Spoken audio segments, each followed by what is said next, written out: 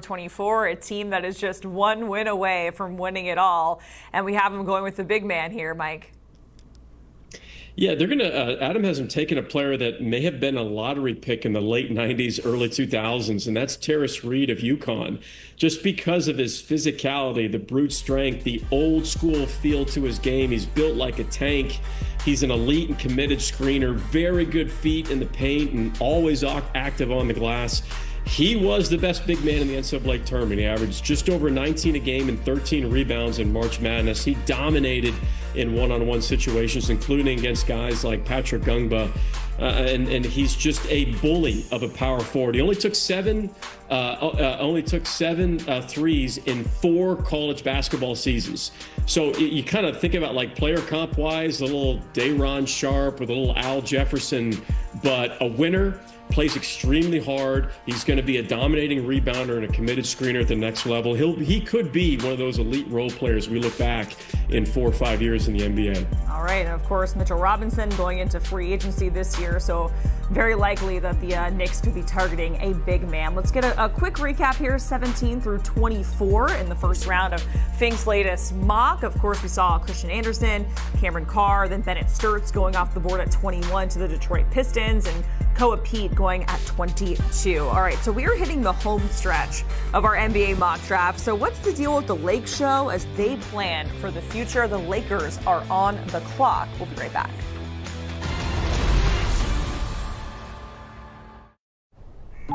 Hey, Tate. It's Dad. How about this, Tate? Bucket list. Just calling to let you know I got home. What do you want to play? I can't tell you how much I enjoyed that trip. What about loser buys dinner? I know you're busy, so I really appreciate you making the time to play with your old man. Nice. All right. Call me when you get this. Love you. Introducing Gatorade Lower Sugar. No artificial colors, no artificial flavors, no artificial sweeteners, and 75% less sugar. Gatorade Lower Sugar. Hydrates better than water. 4 delicious pieces of chocolate. 3 crisp wafers. 2 layers of sweet Kit Kat filling. 1 incredible break. Have a break. Have a Kit Kat. 100 years ago, no one would insure cars for military members, so a group of soldiers backed each other. Today, we're still serving the military and their families with those same values our founders shared. USAA, taking care of our own. I just spent an hour watching a tutorial on how to use this finance app. I thought it'd make it easier to track expenses and save money. Luckily, I decided to download Rocket Money instead. This app tracks all my spending. It'll even cancel subscriptions for me that I don't even want. Download it today. A tree can be unifying, inviting diverse communities to gather over common roots. A tree can be innovative, effortlessly pulling carbon from the air. A tree can be noble, actively nurturing life in an uncertain world. The Arbor Day Foundation has been planting trees for 50 years, in every season and soil, every climate and corner of the earth.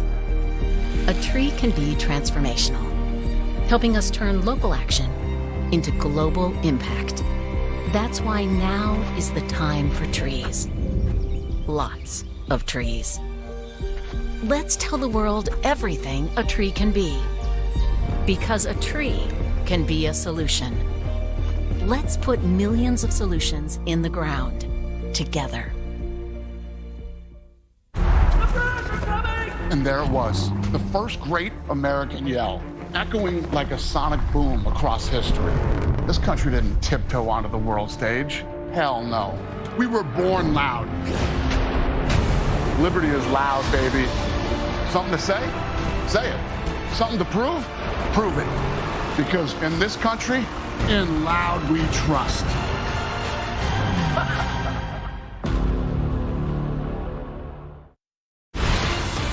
You're watching HQ Spotlight for Fink's latest NBA mock draft, and we just discussed the Knicks potentially taking a big man, and now at number 25, we have another team that is likely to look for a big man in the Lakers. Adam. Well, I am a sucker for big guys who are skilled, and the defense is optional. I'm just fine with that. So give me Henry Vasar. You don't find many players who are around 7 feet tall who shoot the ball as effortlessly from the three-point line as he does, but that's not all he does. This guy can handle, he can pass, he can play out of dribble handoffs.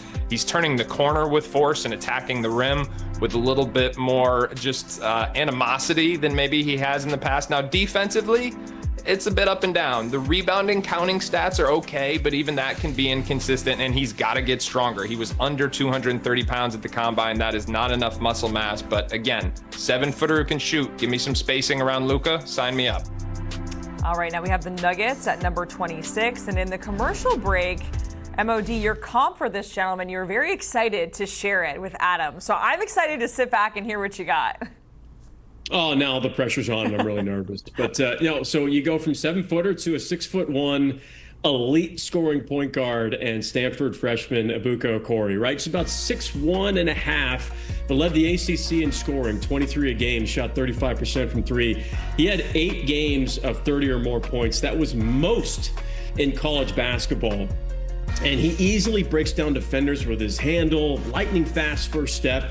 And the most impressive thing is, despite his size, is a fearless and effortless rim attacker. They're ranked 24th in the nation in field goal attempts at the rim. He has that gear shift scoring ability, right? Fast to slow, slow to fast. Defense is not bad, does need to get better. Shot 35% from three. He's got an awesome competitive spirit to his game. There's a lot of comparisons, in how Christian Anderson plays.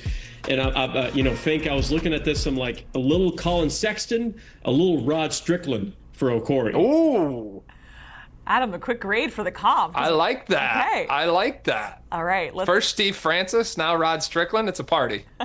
That's because I'm old. That's why. Oh, age is just a number, MOD. You are not old, my friend. Let's go to the Celtics at number 27, where they're taking Alan Graves, and a kind of a dream for a front office that is analytically driven, Fink.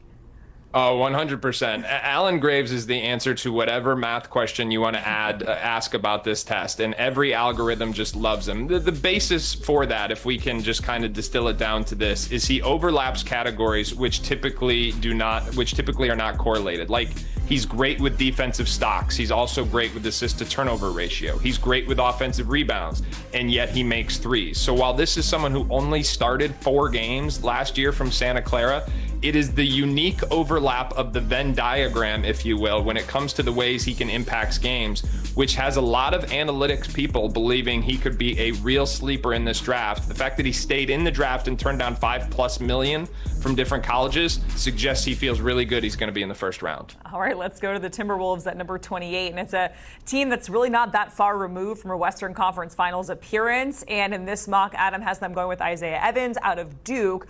So, MOD, what do you think about this potential fit? You're adding more shooting, and I think Evans is a severely underrated player in this draft. I've always loved his game, and he's one of those multi-talented shooters that, processes off the ball at an extremely high rate. Good size for a wing shooter, kind of has that wiry build, savvy cutter, but his NBA skill sets are, he's a movement shooter and legit catch and shoot threat. Shot 36% from three. He's just a tough shot maker, can be very streaky, averaging 15 a game and just 1 assist, right? So playmaking does need to improve, but at Duke, he was used as a Klay Thompson-like role, right? Run action for him to come off screens. Shot just around 38% from three off those screens. And you're getting a Moses Moody, Isaiah Joe type player at this position. All right, just a few more picks to go in the first round here. We have the Cavs, who are selecting at number 29 overall. So, Adam, what is the potential pairing? Going Malik Thomas here. I mean, James Harden is 36 years old. Malik Thomas is an instant offense type of bucket getter who's not always efficient. He doesn't always guard, but he's going to be aggressive looking for his own offense. And with the uncertain future in Cleveland, remember they moved off Garland, and Harden has a limited shelf life left to the rest of his career. So what do they do around Donovan Mitchell, assuming they can retain him for the foreseeable future? Thomas would give them a swing at a secondary scorer. If he breaks the right way, he could be real value here, but the opposite outcome is also possible. All right, so as we're rounding out the first round here, let's go to the Mavs, who are back at number 30, and we're heading to Italy for a big man MOD, a center that is 7'3", 289. Yeah, jump across the pond here. Luigi Swigo, 7'3" from Italy, and he's a tank. And his skill set, when you're looking at, well, what does he actually bring to the table? He has that highly coveted gravity, right? Both in pick and roll and defensive gravity. 7'6" wingspan. He's going to get stronger as he gets older. He just turned 19 years old in January, but he's a defensive anchor, has that immovable object frame that is certainly coveted. Biggest upside is his defensive capabilities and his potential three-point shot. He shot 34% on his catch-and-shoot three-point attempts, but you look at his shooting motion, it's smooth, it's effortless, and it could become a real asset. He has a tendency to get lost in the flow of the game at times and may process not quickly enough, but I think scouts would like to see him be a little bit more aggressive, owning the paint one-on-one matchups, but maybe the Italian version of Donovan Clingan is what you'd be looking at, eventually in the future. All right, guys, almost a wrap. So we have the first round complete, but just hang tight, of course. We have much more to discuss, but quickly recapping picks 25 through 30 and Fink's latest mock draft. Corey going 26 to the Denver Nuggets, Alan Graves, Isaiah Evans, also going off the board here within those picks. All right, the first round officially in the books, and coming up, we're talking about second round steals, where guys like Alex Karabin, Joshua Jefferson land in Adam's latest mock. We'll be right back after a quick break.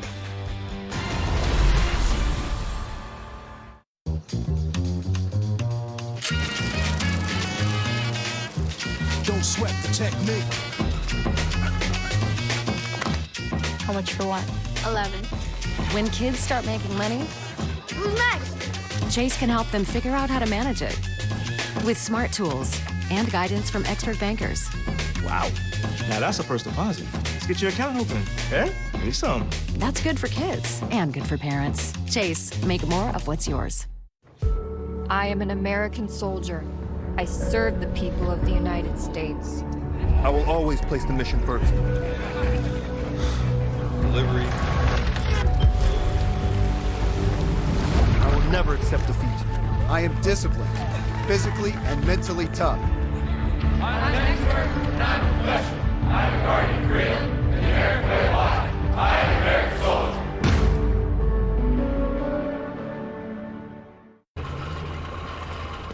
Can I help you, sir? Here's the bill from the dealership where I got my car, and I'd like you to beat it with a better deal on one of these fine cars. Not how it works. Verizon it is. Anyone can bring their AT&T or T-Mobile bill, and they'll give you a better deal.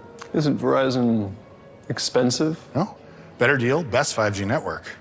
I'll take this little red situation here. Don't call it that. Bring in your AT&T, T-Mobile, Spectrum, or Xfinity bill for a better deal today. On your way. You're not as cool as Verizon.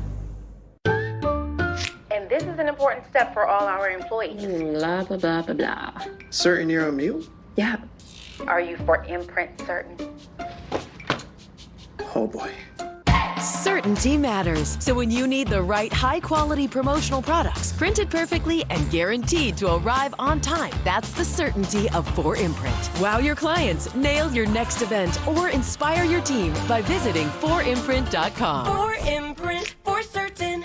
This is the story of the one who knows half-baked preparation leads to downtime that could bring the whole workday to a standstill.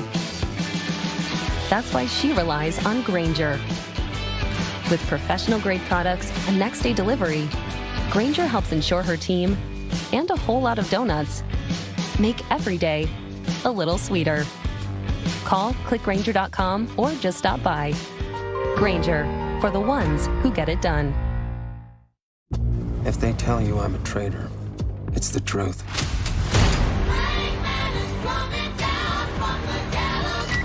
I betrayed my country. Did I cause harm? Yes. I sacrificed people. I deserve my fate. If I had to do it again, I wouldn't hesitate.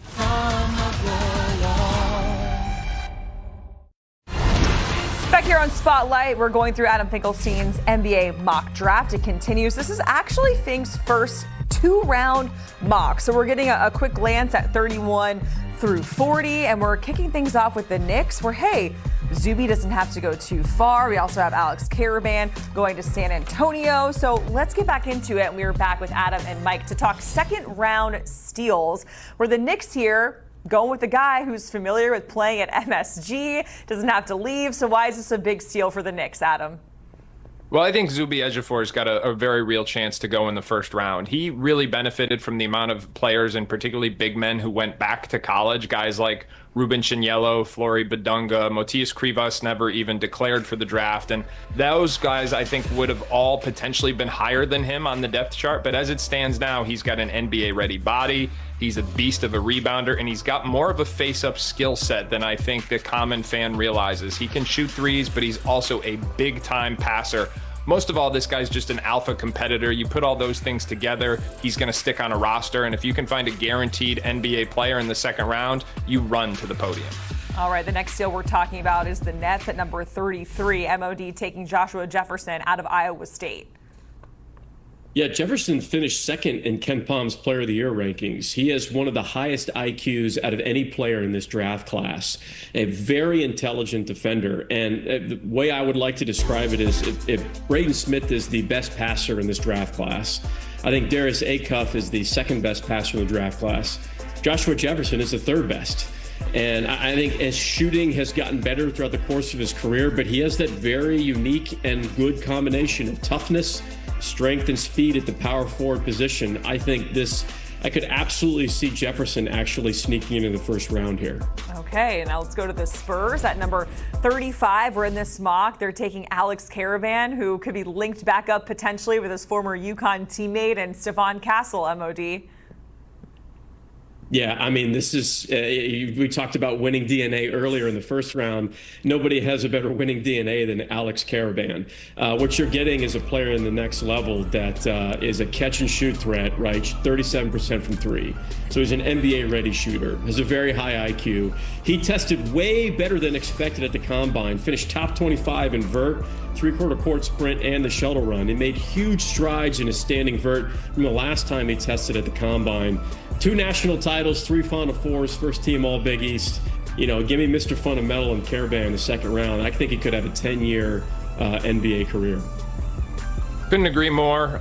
Big-time processor of the game, true floor spacer. And you know what I loved most about his combine performance? He was literally laughing at himself before he turned in those tests, just kind of chuckling at how silly it was that he was being measured by his vertical athleticism. Did better than he thought. I think this guy's going to play in the NBA for a long, long time. Okay, let's talk about the Clippers taking Richie Saunders at number 36 overall. Still rehabbing from an ACL injury, but what are your expectations for him once he's at 100%? Why could this potentially be a second-round steal, Adam?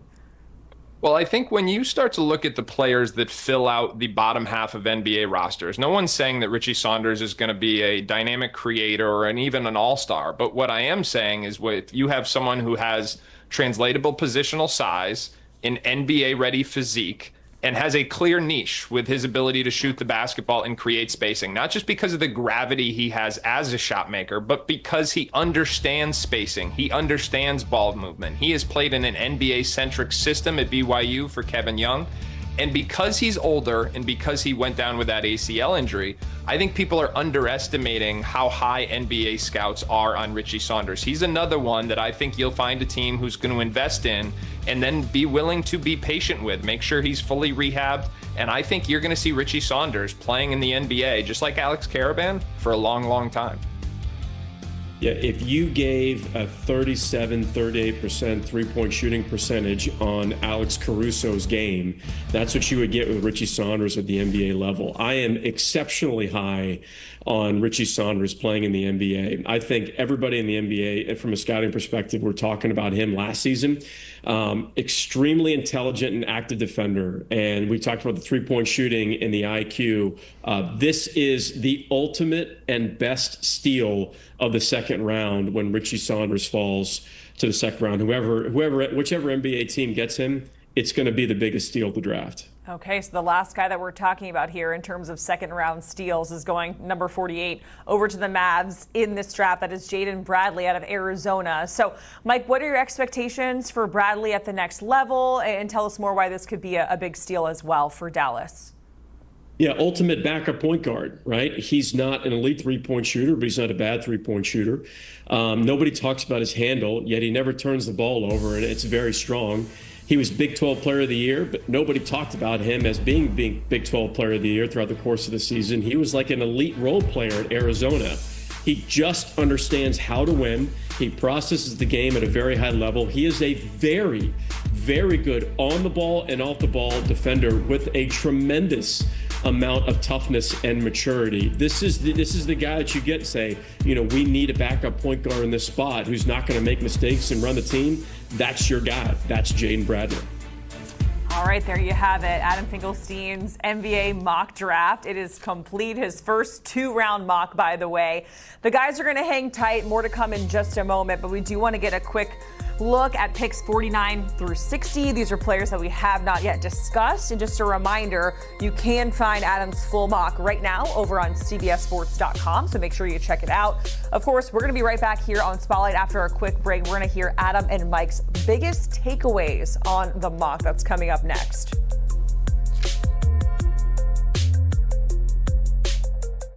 All right, so guys, just smile and say, switch to T-Mobile in just 15 minutes and get an iPhone 17 on them. Switch to T-Mobile in just 15 minutes. What they're trying to say is you can switch to T-Mobile and get iPhone 17 on us. No trade-in needed.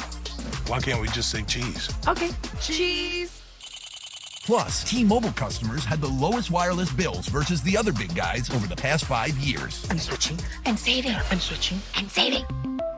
I recently helped a couple buy their dream home even before selling their current one. HomeLight's Buy Before You Sell program was a game changer. They were able to buy and sell on their own schedule. It was so easy and they were thrilled.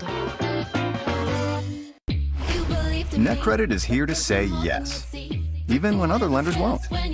Apply online in minutes and get funds deposited the next business day or sooner. NetCredit. Credit to the people.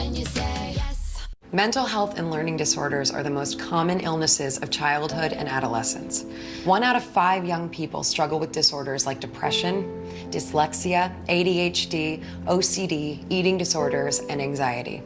I was one of them. As a child, I struggled with crippling anxiety, the most common and least recognized childhood mental health disorder. The mental health crisis in America is really a children's mental health crisis. Every year, over 1 million young people visit the ER because of suicidal ideation and suicide attempts. 5,000 die by suicide. When we ignore mental health, we lose our children. We have the tools to stem this crisis if we're willing. The Child Mind Institute is the leader in the field. It's the place where kids are getting better and the place that is doing the research and developing the programs that will change the landscape of children's mental health. To learn more, visit childmind.org. Why aren't you toasting your marshmallow? Because I like it gooey. Okay, listen. Renamen like it toasted. You stick the chocolate on the graham cracker and the toasty marshmallow on top. Kind of famous for it. You're famous? Nothing makes a s'more like Hershey's chocolate. A century ago, our founders made a promise to always take care of their own. That promise is still at the heart of everything we do and why our members know we'll do what's right. USAA, taking care of our own. Nature's Bounty. Nearly 70% of your immune system lives in your gut. Nature's Bounty supplements your gut and immune health with 20 billion live probiotic cultures. Nature's Bounty. It's in your nature. Introducing Gatorade Lower Sugar. No artificial colors, no artificial flavors, no artificial sweeteners, and 75% less sugar. Gatorade Lower Sugar. Hydrates better than water. Back here on HQ Spotlight, we have gone through Adam Finkelstein's latest 2-round NBA mock draft. So we're back here with Adam and MOD for final thoughts. MOD, we're going to come to you first. Takeaways, the floor is yours. I know you have some questions for Adam, so take it away, my friend. Every time I talk to Fink, I'm always frustrated with my lack of intelligence compared to his. But he also has a lot of toughness too. He is the Alex Caruso of CBS Sports HQ. The frustrating thing that I have is we had a conversation a couple of weeks ago regarding Cam Boozer, and that and I see the mock draft where he's got Cam Boozer at 3. But Fink, you made me think about this in a different way a few weeks ago, to where there's more conversation at Cam Boozer at 1 than there is at him at 2, right? It seems to be either number 1 pick or the number 3 pick. I mean, what more do we want Cam Boozer to do in terms of winning and accolades for him not to be considered as a strong case for the number 1 pick? Oh no, I want him to be considered for the number 1 pick. And I've said that repeatedly. I think Washington should consider him. And what I will add to that, Mike, is little recent intel. Cam Boozer did in fact take a visit to Utah. So they are at least going through the process. I don't think he fits there with Lauri Markkanen and Jaren Jackson. But if I'm Washington, this has been my stance since the beginning. I'm bringing in DeBonsa. I'm bringing in Peterson. I'm bringing in Boozer. I may even bring in Wilson. I'm doing my due diligence on all 4 guys because, in my opinion, there is a big 3 in this draft. Cameron Boozer, best high school basketball player in recent history, best player in college basketball. He's got a chance, I think, to be the best player in this draft. And I think people who don't acknowledge that could end up being sorry. So, Adam, outside of the very top, there's a lot of questions. So with that in mind, what has it been like? How did you put this together, and walk us through the process? Well, it's been a lot of intel, a lot of research, but most importantly, Jacqueline, I can't emphasize this enough, blood, sweat, and tears. I mean, this was really a true labor of love to have to, put this whole thing together. But in all seriousness, it's been a lot of fun to get out there, cover it, talk to all these people, and we're less than 2 weeks away, and I couldn't be more excited. It's my favorite time of year. Adam, Mike, it has been so fun. Time flies, and you're having a fun mock draft here. I appreciate it, guys. Thanks so much for hanging out with us here on Spotlight. Just a reminder, you can find Adam's full mock over on CBSSports.com. Some key off-season dates. The draft, June 23rd. Thank you so much for watching Spotlight. We will see you next time.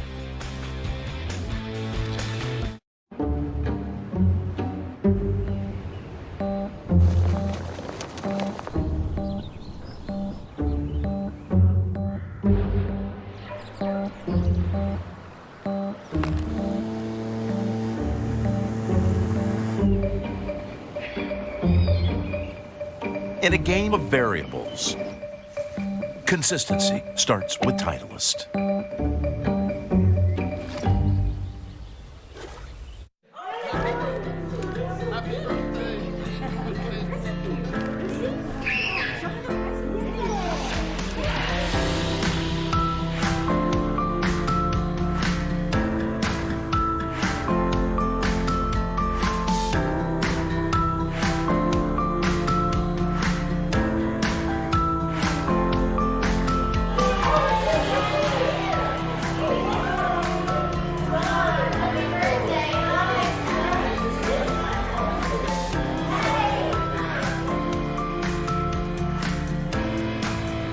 Together, we are all healthier when everyone is vaccinated.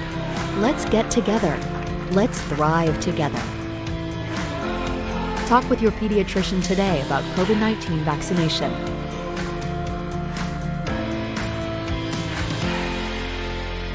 This message is brought to you by the American Academy of Pediatrics. I can. You can't spell American without it. During the Jeep Make This the Summer event, say I can in the original can-do vehicle. I can go where freedom takes me.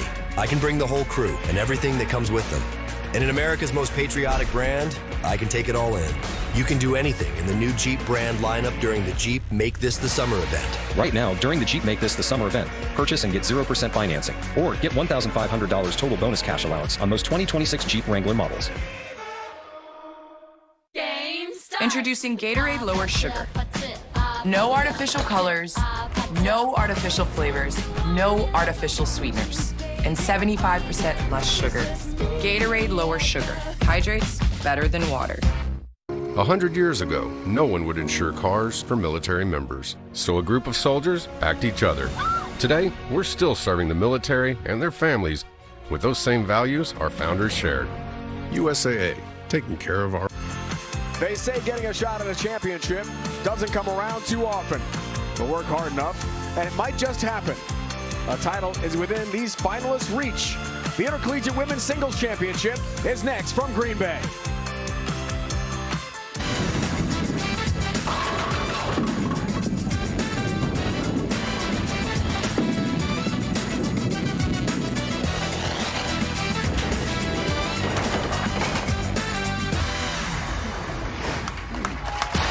Green Bay is home to the four-time Super Bowl champion Packers. Around here, it's known as Title Town. It's also home to Ashwaubenon Bowling Alley, which this year hosts the Intercollegiate Women's Singles Championship. Today, it's the women's final. Checking the BPA road to the final. Jacksonville State freshman Caitlin Stoll goes head-to-head with powerful two-hander Danielle Henderson of Vanderbilt. Then in the second match, Gianna Brandolino of Jack State takes on Katarina Higler of the University of Pikeville in Kentucky. And welcome, bowling fans. It's a big championship day here on CBS Sports Network from Green Bay. Dave Ryan alongside Kelly Kulick, the Hall of Famer. And Kelly, we've got 4 bowlers, one dream realized today. And what really is a great time for women's sports and women's bowling. It is, Dave. You think about Wisconsin, the youth competition we had here last year with junior gold. It starts with that 8, 9-year-old young lady wanting to bowl. Women's events, ladies' events especially, is selling out as soon as the entries open. And then we see the college athletes behind us who has that 12-year-old girl grows up to be a college athlete. Well, Caitlin Stoll, Gianna Brandolino, 2 freshmen from Jack State. Fantastic young athletes. Can't wait to watch them compete today. Yeah, those young lady athletes are treated just the same as baseball players and football players at their well-known universities. They're here to extend not only their education, but their competitive nature here in college bowling, only to take it to the next level in the professional ranks. We have some exciting bowling coming up tonight, Dave. We can't wait. When we come back to Green Bay, it is time to bowl. First semifinal is on the way here on CBS Sports Network. ISC National Championships from Green Bay, Wisconsin.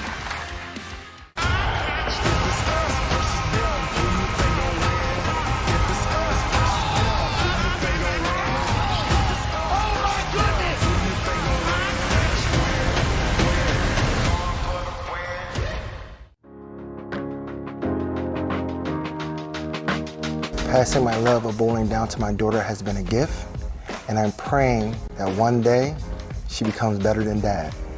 It's become a very important part of my life. My name's Jeremy Hatcher, and I've been bowling certified since 1989. If you're for bowling, bowl certified. Bowl certified. Bowl certified. Bowl certified. If you're for bowling, bowl certified. Lights on. I didn't understand you. Lights on. Morning. Hello.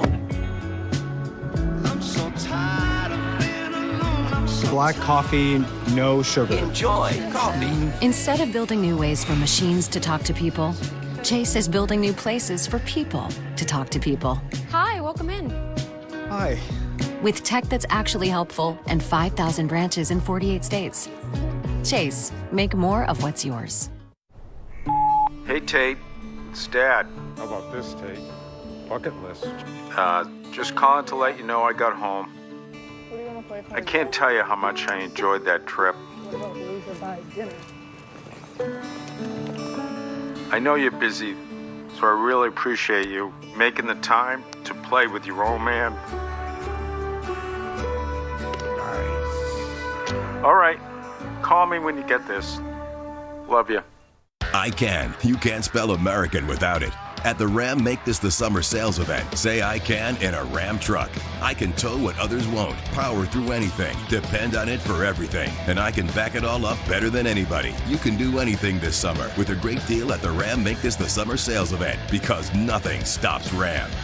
During the Ram Make This the Summer event, purchase and get 2.9% financing for 72 months, plus $3,500 bonus cash allowance on most 2026 Ram 1500 Crew Cab models.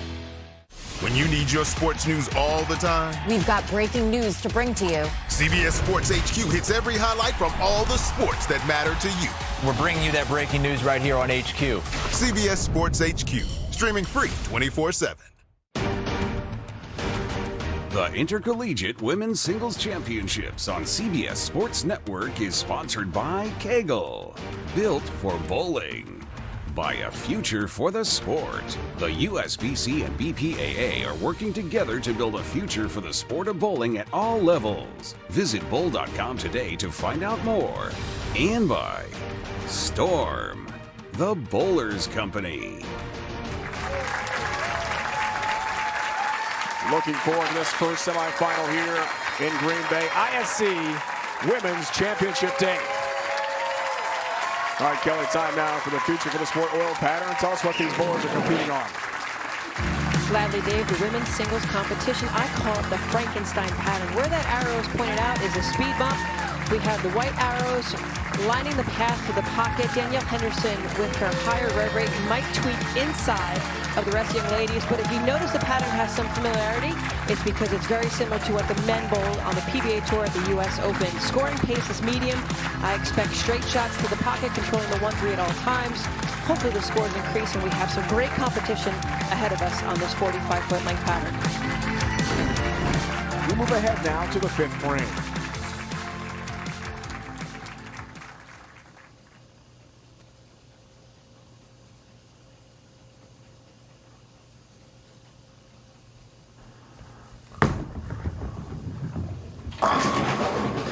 Finally, a strike. First ball on the right lane. Strikes in the 5th. Slaps out the 9. Not sure what Brian, the information he gave her, but maybe just a little bit more over the front. 4-pin. A little slow to fall through the pocket here. A little roll the eyes there, finally. I believe with the 8-pin off the back, our 7-pin from the side kicks out the 9. She's not very demonstrative, but there we saw a little expression. Every now and then, you know, Rarely. Personality arises. All right, looking for a double, be her first, and a lead. Go up by 9 pins. Oh, and the worst break possible to 7-10. Now she's committed to what she's doing. With this frame right here, what I would do is maybe try to find something else in my bag, give up the 1 pin, and just try to see if there's something else I can create with ball reaction, or maybe even try something new. Ball speed, different line, move a board right, see if I can get the ball to be a little higher.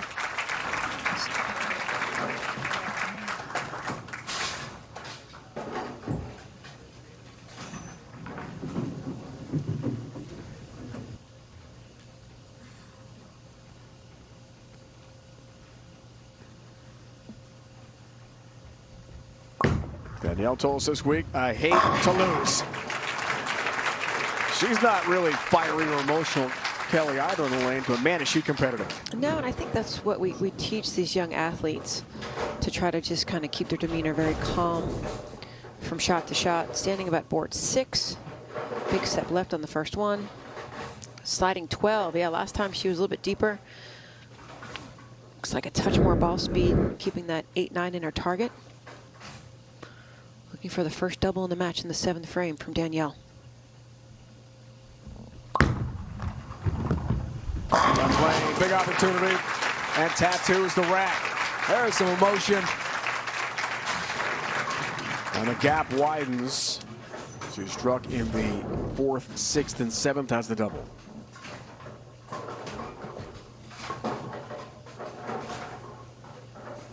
Great angle from behind. The ball started to pick up in that first 25 feet of lane.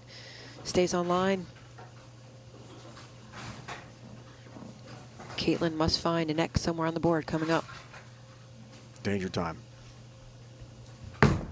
Knows Henderson can catch fire with a double. That's high, almost crossing over. And the 6-10 remains.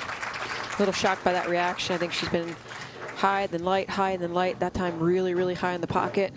A little softer with the ball speed. Sliding 14, 13, 14, 8-ish at the arrow zone.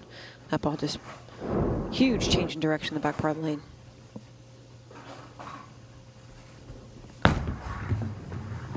.610 has the mark. Stays within striking distance. That's the good news. Caitlin, a little limp there. You can see she's been battling some back problems, hip problems, and knee issues. National Showdown champion in 2024. Incredible resume and undeniable talent, right, Kel? Exactly, Dave. The future looks bright for her for sure. Freshman year, single show, more great things to come down the road for her. As the left knee brace, but really hurry and miss the target. Could have been a lot worse, but still is the 210 split. avoiding the 2-8, 10. Trouble again for Caitlin. Yeah, you got to wonder when she slid way far right down the lane. Big miss inside out. Leaves the 210. Walks off a little bit uneasy. Have to think that hip is really bothering her tonight. And she'll miss them both. So the whole deepens now for Stoll in real trouble at this point of the match. Danielle going for the turkey. She looks like she's in a lot of pain too, yeah. It's really, that's tough. Danielle looks for plus 10, 8th frame, and has the 8 pin to deal with. Again. What a fantastic shot by Danielle. Stubborn pin. 12, 13, 8-ish, 9-ish. 9 down at the rangefinder. Watch the ball. Hits the 5. The 5 should take out the 8, and it just goes straight back. It's supposed to, Kel. It's supposed to. Should have. You know, it's interesting. With reactive resin, we definitely see it more with the reactive resins than we do with urethane. But urethane is no longer a consideration in the national finals with a rule change. You like that? I do. I think, you know, with Nick Copeland and his designs with the lane patterns, he's always looking to spotlight the athlete's versatility with the release, their ball speed, selections, and surface. Really makes someone think outside the box. So urethane, I think, hid some things along the way. But I do like the new rule, making sure that all equipment is under USBC equipment specifications everywhere. 9th frame up by 36, works on a spare. Things looking really good here for Danielle. Trucks all 10 into the pit with power. Those pins had no chance whatsoever. Yeah, Dave, in the last 4 frames, 2 strikes, stone 8, another strike again. Really in control of both lanes and how they're transitioning over time. She could max out for 226. The best Caitlin can do is 190.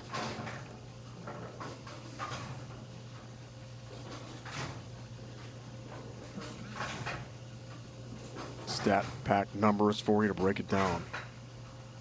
And the 2 opens. That's the big key there. Bottom right, scoreboard. Just looking for enough energy to get through the pocket. Caitlin really struggling physically now to finish the match. Leaves the 9 pin, and she will not advance to the championship, but quite an effort.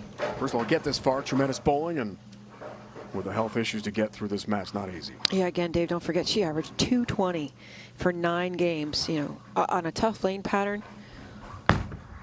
Stellar performance. Let's check the Mole TV highlight of the week in women's singles. Caitlin Stoll of Jacksonville State shook off a 177 in Game 1 against Denise Blankensee. Sam Houston State down by 18 pins going into Game 3, but struck when she needed it most, winning 640-625 to reach the TV show.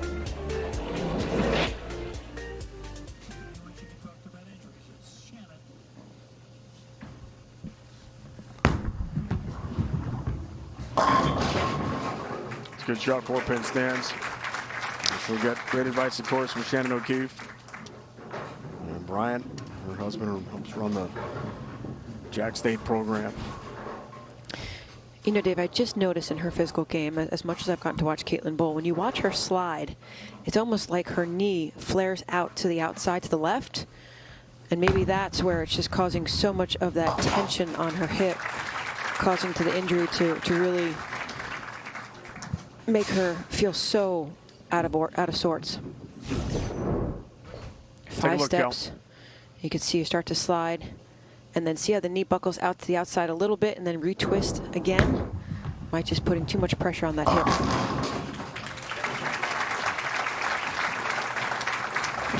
.167, Caitlin Stoll, and Danielle Henderson will advance. She has won this match to the championship round. The star from Vandy, powerful 2-hander, will play for a national championship here in Green Bay.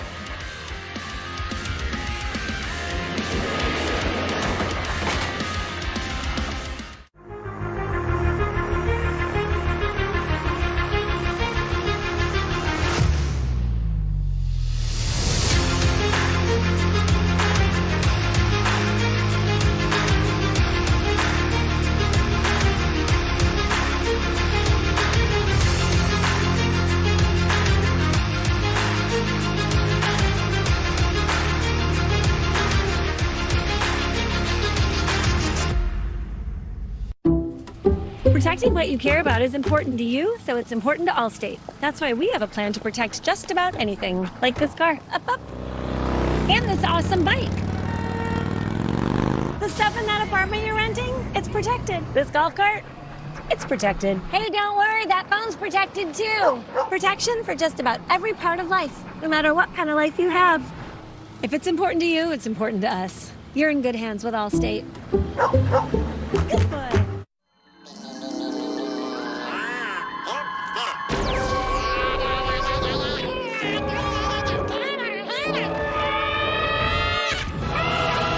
Break me up a piece of that Kit Kat bar.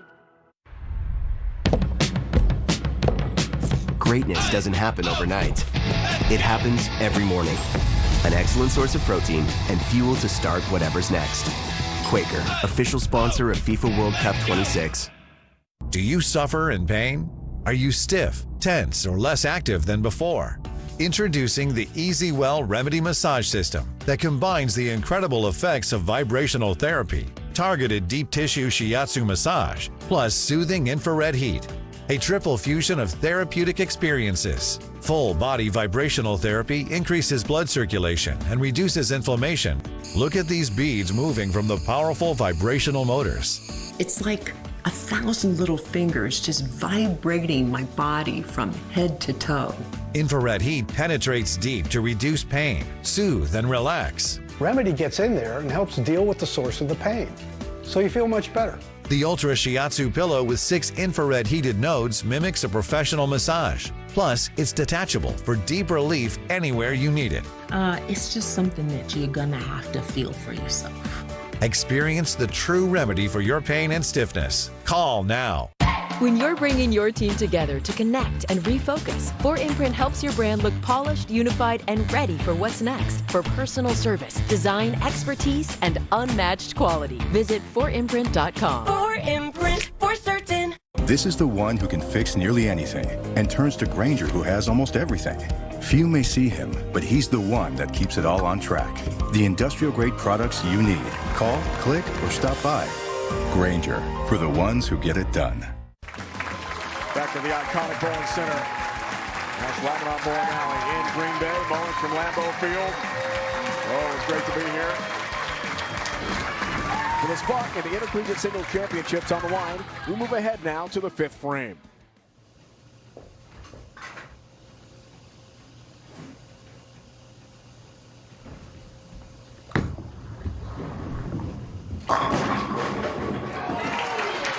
And what a break there.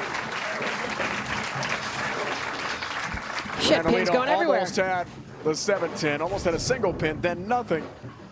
And the USBC Collegiate moment of the match, Kelly, for good reason. Watch down the goes pins. the 7-10. Head pin off the sidewall. I think the 2-pin or the 4-pin. 5-pin takes out the 7. Head pin, sidewall action all the way across. That's an EJ Tackett shot right there, Dave. Now that's pin action. Yep. 6th frame trying to take advantage of that. Going by 18. Won't do it. 2-4 up for her. Looks like the left lane's proven to be a little tricky. She moved off the 3-6, 9-10. Comes up lightly the 2-4.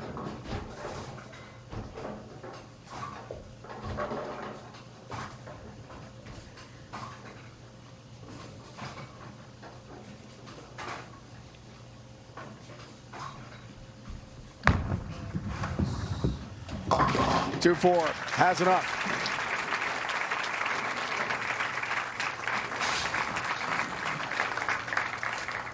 Second half of match 2 to see who takes on Danielle Henderson in the championship. Anyone could win this one, Kel. They can, Dave. Katarina Hagler down by 8 pins, 6 frames, second half of the semifinal match. Ball change. And works on a spare and run away. Brooklyn crossing over for the strike. I want a cheese curd. So yeah, unfortunately, Katarina, good ball change right here. Just looking for a better reaction. Sliding in the same spot. This ball picks up very, very early. Cross into the 1-2 pocket for the runaway Brooklyn. There's got to be a big move here. Can't play in the same spot with that same ball. So let's see what her adjustment is on the left lane. Went from an asymmetric bowling ball to a symmetric low RG. Strong cover. Look at that win percentage probability.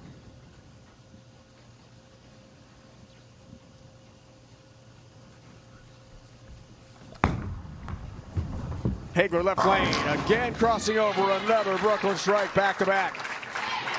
Next up, Prospect Park. Wow.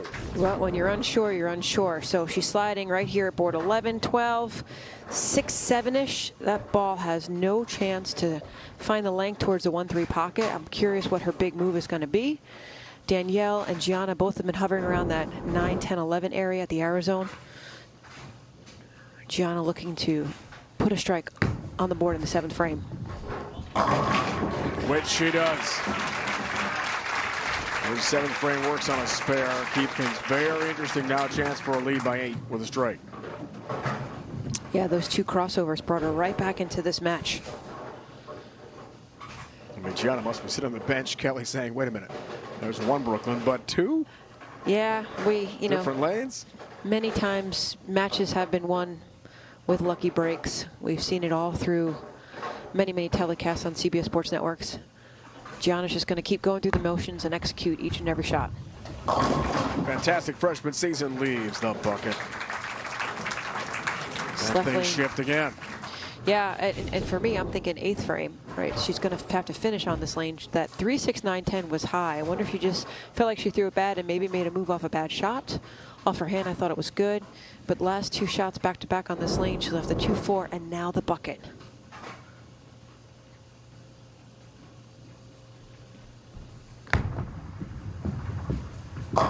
Covers nicely. Calmly.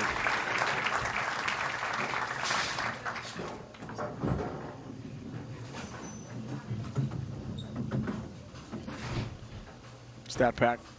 Brian O'Keefe. Gianna will break things down. See the numbers. No opens yet. It's a big moment for Hagler. Chance to go up by 12. See what her adjustment is. Looks to the turkey, 8th frame. Could have been a lot worse the way that looked out of her hand, Kel, heading to the pocket, just the 2-pin. Yeah, she still slid about board 11 and 12 at the foul line, and every shot off her hand has been outside in. Now this one, watch right there. As the toe starts to migrate in, when it finishes at the foul line, it's going to slide right there, 11 and 12, 4, 5 at the arrow zone. Now she's been going more this way up the lane on that shot, where in comparison to other deliveries, it's been more outside in. Makes the 2-pin.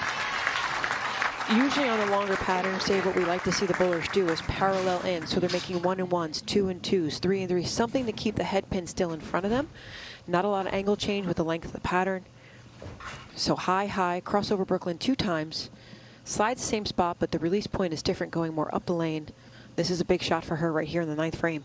1-pin match. Look at those max scores. Wow. Could come down to the last shot.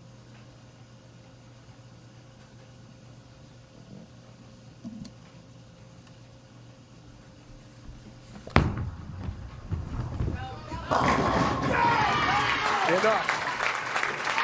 Found enough pin action for a big strike in the foundation frame. Right move for her right there. Sliding 11, 12 again, 7-ish up at the arrow zone. Ball speed nice and firm. The ball was still trying to hook towards the pocket, but the light shakers is what's carrying and putting X's on the boards tonight.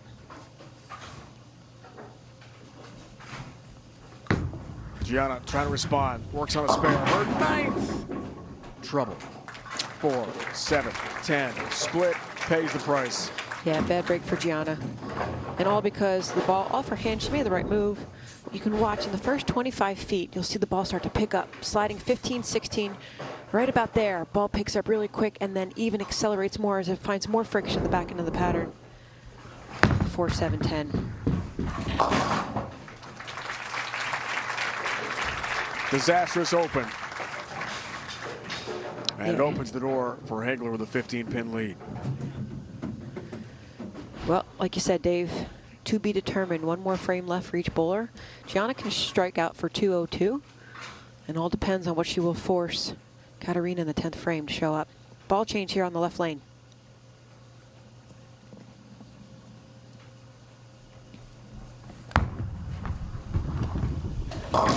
10th frame, 2-pin.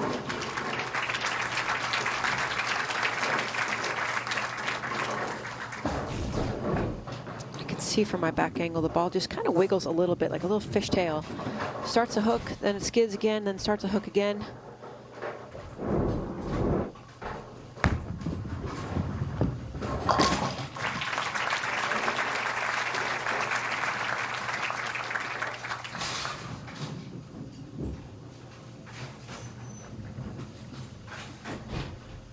Well, the National Player and Rookie of the Year is on the ropes. Yeah.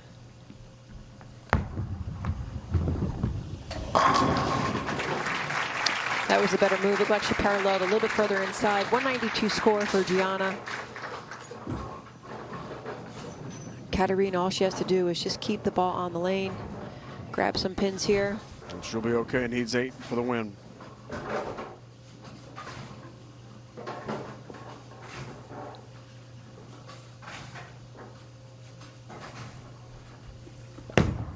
Eight advances her to the championship. She's got 8.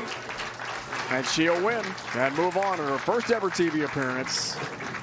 She'll beat the National Player of the Year and star for Jack State, Gianna Brandolino. So 2 Jack State freshmen semifinals both go down here. Pikeville University from Kentucky against Vanderbilt from Nashville, head-to-head. And here in Green Bay, the championship match. This will be fun to watch to determine who wins the 2026 ISC National Championship. Can't wait, Kel. Hagler and Henderson vying for this championship title. CBS Sports Network, where bowling finds home. See who wins.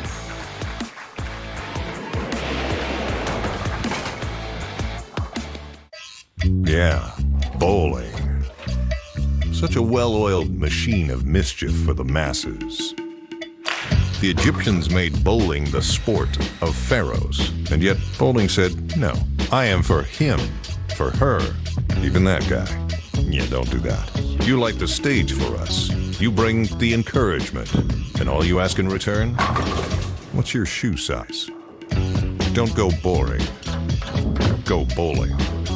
Is David's backyard ready for the FIFA World Cup? Maybe he'll build it, like Beckham.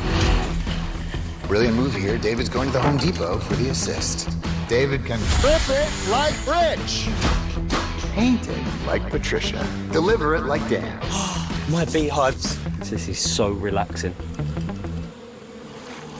Plant it like Patrick. Or watch it all happen just like Josh. Very happy to help. We're caught! That's it. I'm switching teams. You can't just switch. Why not? Switch my whole family to Verizon. Got the best network. Woohoo! Plus iPhone 17 on them.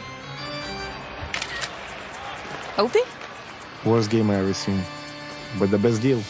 Celebrate the dads and grads in your life. Get iPhone 17, iPad, and Apple Watch on us. No trade-in needed. Don't wait. Offer ends June 17th. Nachos? Thanks. He gifted me a place where roads can't reach. Here, every day is different. Every day, he teaches me something new. How to be strong, kind, and hardworking. How to keep going and never give up. To be raised out here is the greatest gift. This place is home and always will be.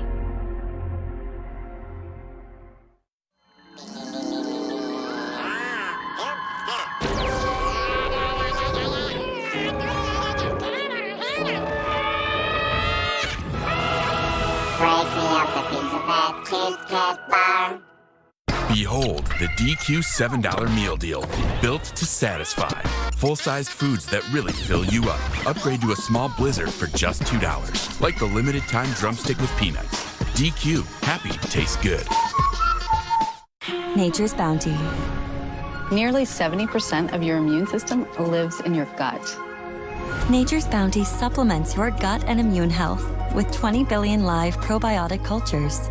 Nature's Bounty, it's in your nature. Greatness doesn't happen overnight. It happens every morning.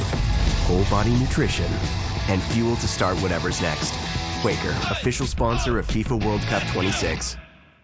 Congratulations to the newly installed 2026 Collegiate Hall of Fame members. In the athlete category was Warren Eels from Arizona State University, PJ Haggerty, a 4-time Collegiate All-American from Fresno State, and Jazriel Tan, a 3-time Collegiate Bowler of the Year. In the coach category, it was Kerm Helmer. The ITC trophy is named after and has spent 37 years coaching at Erie Community College. And Steve Lawson, a longtime bowler and coach at the University of Illinois and a statistician for the Intercollegiate Bowling Championships. Congrats to all this year's inductees. Here we go. Championship match. ISC on the women's side in 2026 here in Green Bay. Our BPA road to the finals. Anderson, a convincing win over the injured Caitlin Stoll in match 1.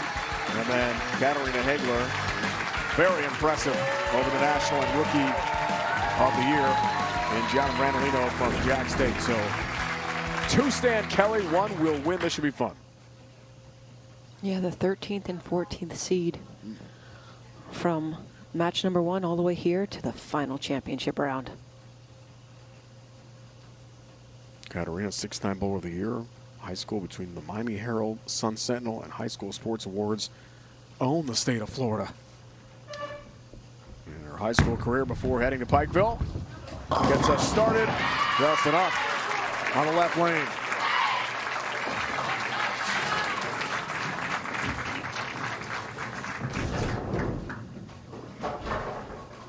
Finishes the slide still at 11. Wow, 4-5. Just really far outside right. That means one thing. The ball has to start to go left. It has to start moving eventually. So she's in an area all by herself. Danielle is going to be much further inside, somewhere hovering around that second arrow.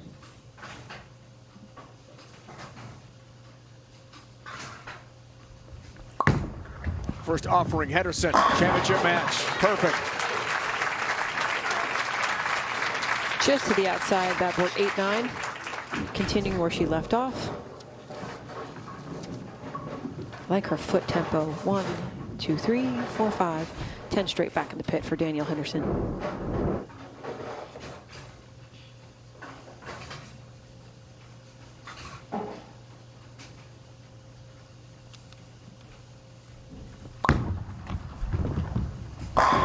Wow. Tattoos the pocket. Henderson with major juice. I think the people in the parking lot heard that strike, Dave. Man, that was perfection. Powerful. Absolute flush strike.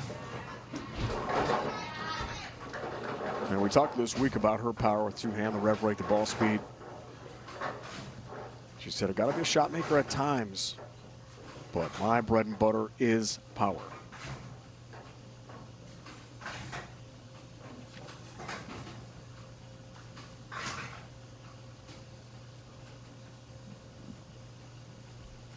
Another ball change on the right lane. Interesting. Tie crossing over. 6-pin, flirting with danger there. Almost another Brooklyn strike. She's had a couple O's today already.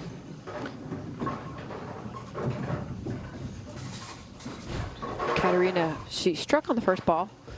You know, again, outside. This one, you can see the laydown point. So right here, 11-12, where the center of the ball is for Danielle.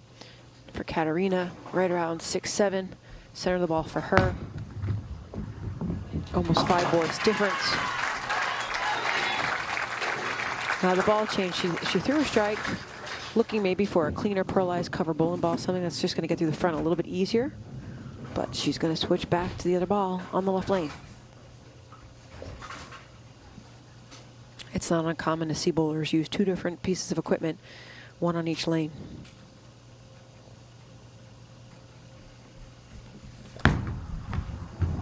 Third frame. Time. Pays the price. 3, 6, 9, 10 stand. For Katarina missed the target. Well, another thing too, watching the physical game of Katarina, watch the swing come behind her back a little bit.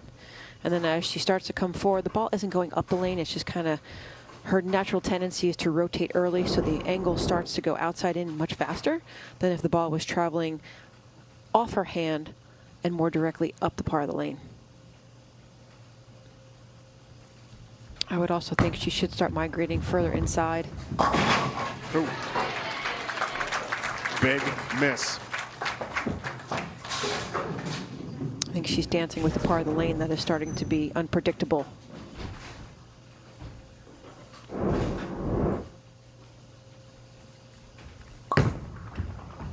Henderson trying to stay hot. Championship match does just that.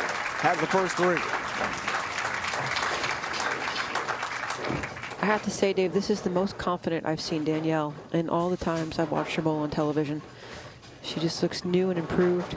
Had a rough last few months really trying to change things within her game. You can tell that her time and dedication and her work ethic on the lanes and practicing back home has really paid off right now. Second team All-American. Nagler has Brianna Clemmer. Danielle has Josie Barnes. Outstanding pro bowlers as their coaches. What a benefit. Look out. 4-6 split after the first 3 when she looks like she was in the driver's seat here in the title match, Kel. Yeah, watch here, inside target, 15, 16, 11. You can see she's at the tracer, board 10. She's been hovering again about board 8 outside the tracer. High, high, high hit on the Ted pin, leaving the devastated 4-6 split. Near impossible make here. 6, yes, the 4-pin stands open frame, so we shift again. Riding that high, has to go back to basics a little bit. Sometimes she rushes from one shot to the next. First open for Danielle.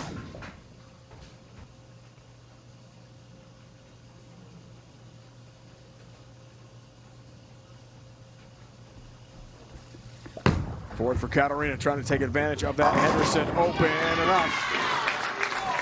Late hit on the 7-pin. Much needed strike.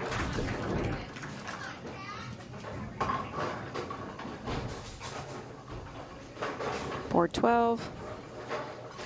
Light pocket hit, swishy strike.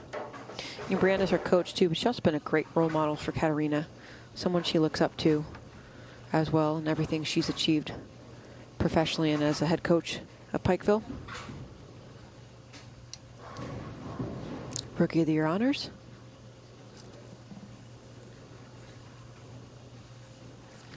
She's got a game plan in mind, going back to the other ball on the left lane. Third team All-American last year. NAIA national champs this year. What a resume already for the sophomore. There it is.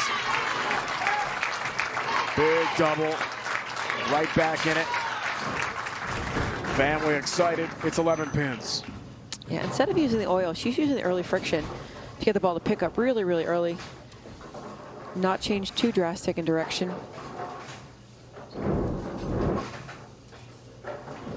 There's that win probability again. Make sure you found your breath. You're doing great. Okay.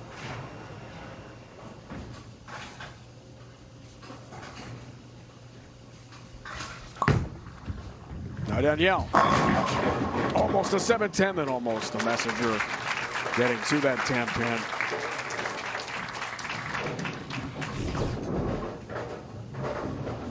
There she is, just outside the tracer. The ball deflects.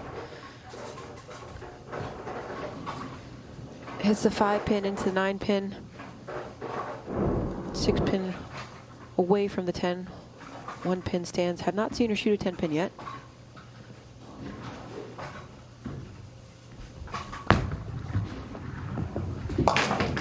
No problem there across lane. Single pin spare conversion.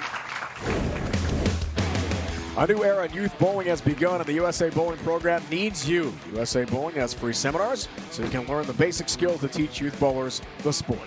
Please visit bowl.com/USA Bowling to learn more. Heading to the halfway point of the championship match.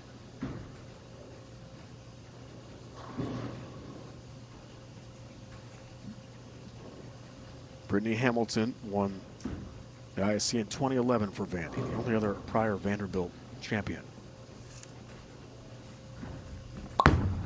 Pikeville's never had one. Grip 9-pin down it goes. Henderson, her family here, rooting her on. Open for a title in Green Bay. We'll crown the winner coming up.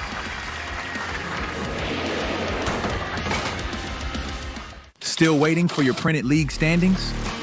You deserve better. Follow your league in real time.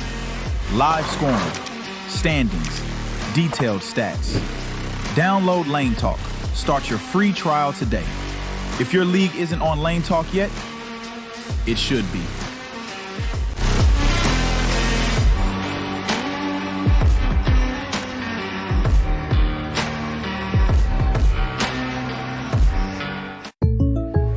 Hey, Caitlin. Hey. You and me, we see everything. You on the court, me from up here. You are 10 feet tall. Runs in my family. Hey, you know who else sees everything? State Farm. Yeah, they look at everything to make sure you get coverage that fits your life and budget. I also see the camera guy wore his nifty vest again. It's nice, huh? Hey, you got any lip balm in there? I'm trapping like crazy. Coverage that fits your life and budget. State Farm. In a society that tells us to fit in, I stand out. I'm Alona Marr, and I'm a professional rugby player. And one of my taglines is Beast Beauty Brains. To me, fashion allows me to show the beauty part, whereas on the field, I love to show that beast part. I love to stand out with how I present myself and the way I dress. I don't think I fit a mold, so I'm just gonna make my own. TJ Maxx is changing the game for women in sports by not making us change. TJ Maxx. Maxx what makes you, you. Greatness doesn't happen overnight. It happens every morning.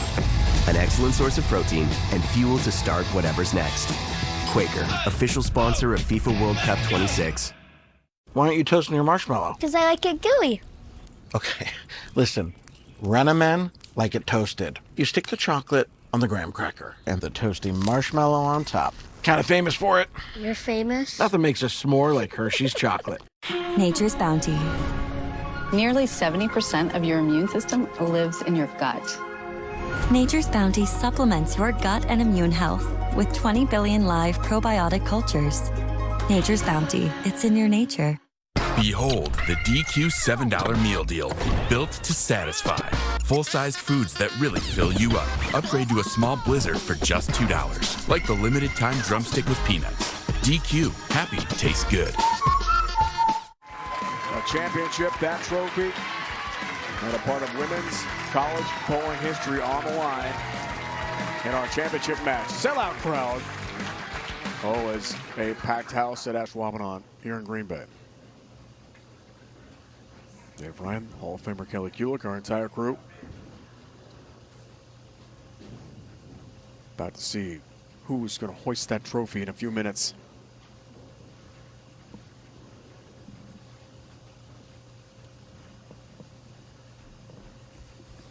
Out of the break, Katarina works on a double. Comes to one. Brooklyn almost a 5-pin though. Crossing over.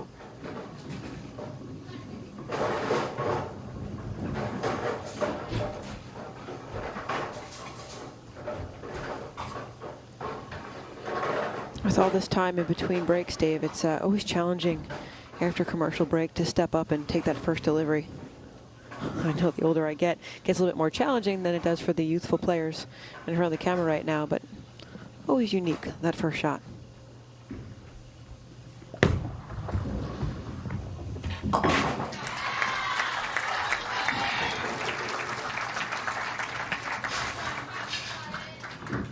Still down by 12, going into frame number 7. What a chance out of the break. Cut single digits. Stat pack number for you.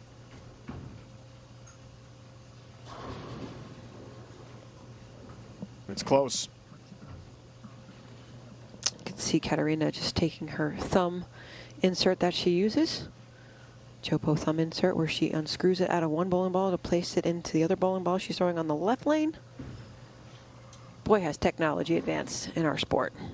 Makes it so easy to have one thumb hole feel the same from ball to ball to ball.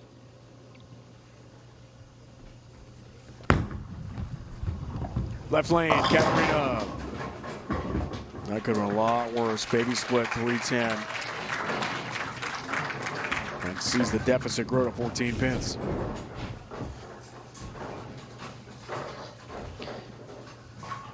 Again, she's playing in the part of the lane where I just feel maximum amount of bowling balls have been thrown to create some friction both in the front part of the lane and to the outside of the track area.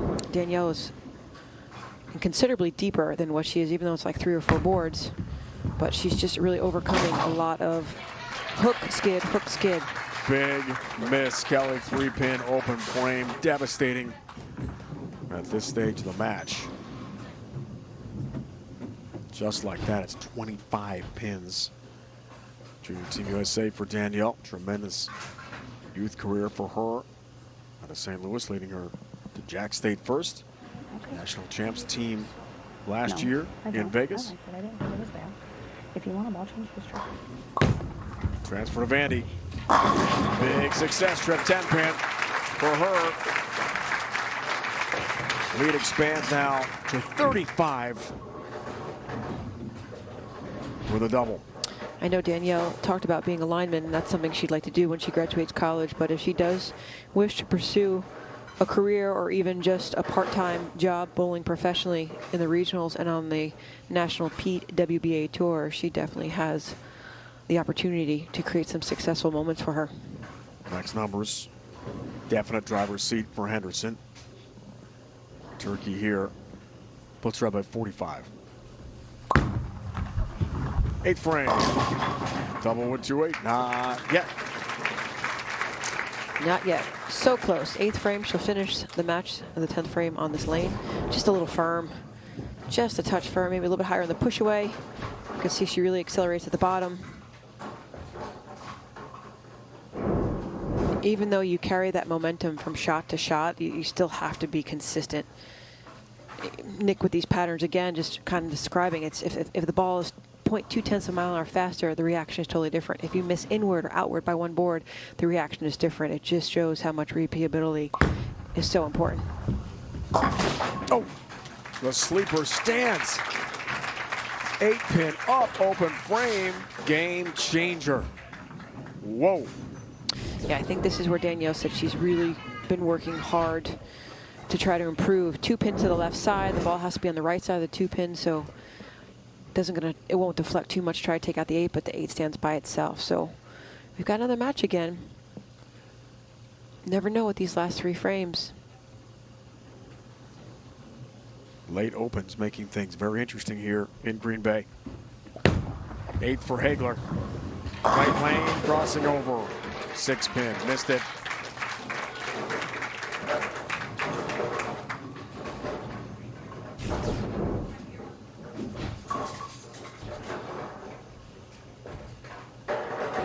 There's just no more oil there. There's just no more oil there.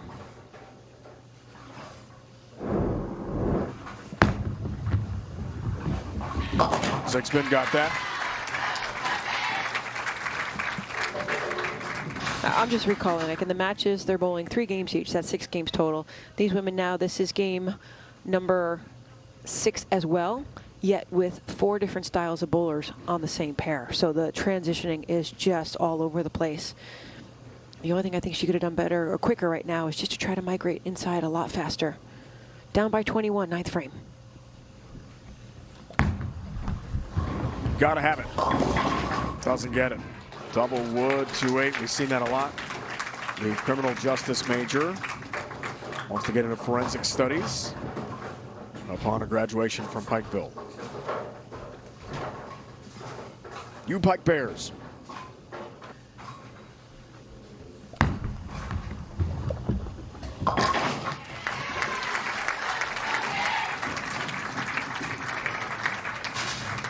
Interesting turn of events. 189 max score for Katarina. Danielle, if she just stays clean in these next 2 frames. She's been controlling the pocket 85% of the time. The 1 missed spare, the 1 high hit for the 4-6. But the left lane has definitely been her best, or the right lane has been her best. Stays clean in these next 2 frames. She's been controlling the pocket 85% of the time. The 1 missed spare, the 1 high hit for the 4-6. But the left lane has definitely been her best, or the right lane has been her best lane.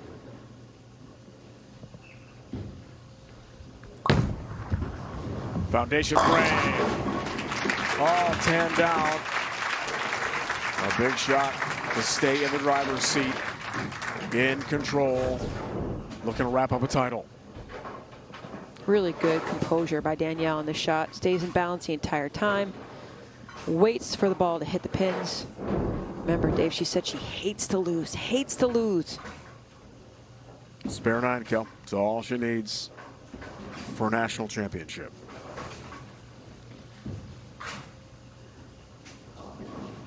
It's just 9.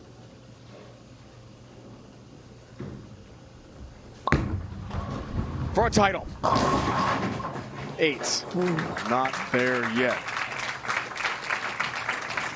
And the last time she missed that 8 pin. I think when she gets a little bit slower in the beginning of her approach, the ball goes higher in the up push. And just something different at the release point. 2-8, she needs to convert it.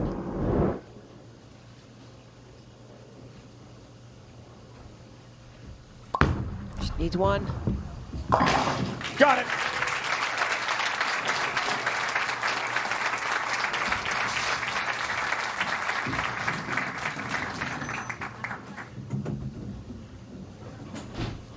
Danielle Henderson has won the match. She is the champion in 2026 here in Green Bay. What a story. Transfer from Jack State. You know, the two-hander goes all the way for the title.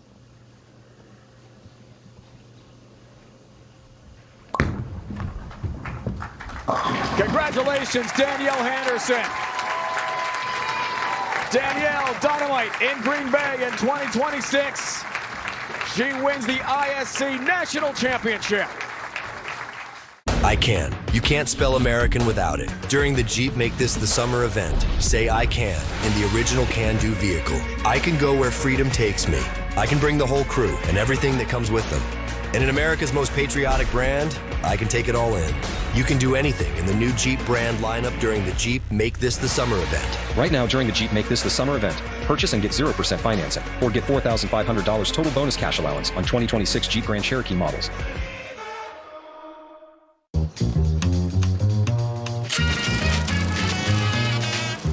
Don't sweat the technique. How much for what? 11.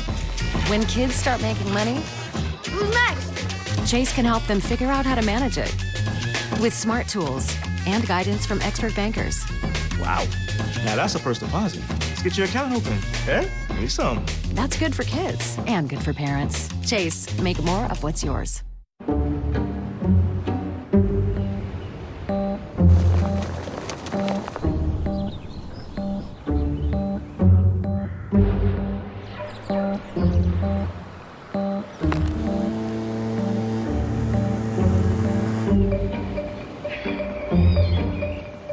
In a game of variables, consistency starts with Titleist.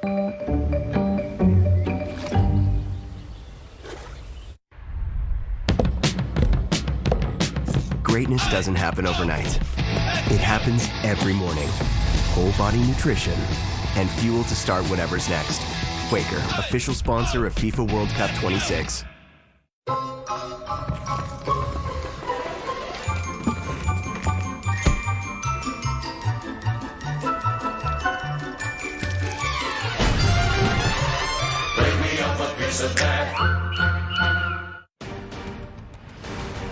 The Intercollegiate Women's Singles Championships on CBS Sports Network is sponsored by Lane Talk, connecting the world of bowling. By the Bowling Proprietors Association of America. The USBC and BPAA are working together to build a future for the sport of bowling at all levels. Visit BPAA.com today to find out more. And by Dexter, the #1 bowling shoe in the world. Family of Danielle Henderson pretty excited because she's won the national championship here in Green Bay, 200-175 over Katarina Hagler from Pikeville. With a happy winner and Chris Floyd from the USBC board. Back to Kelly.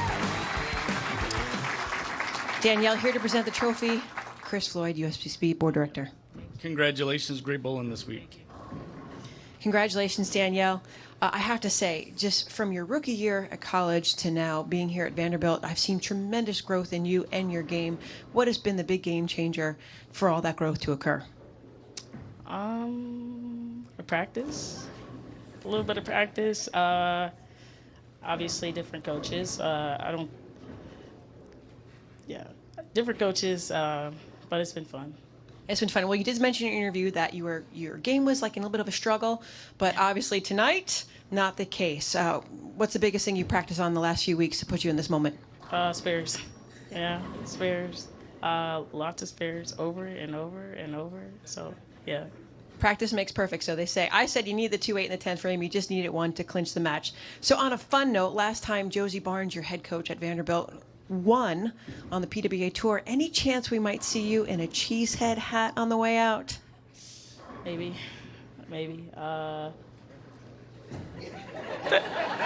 Yeah. I think I stumped you. Maybe Josie should wear it for you one more time again.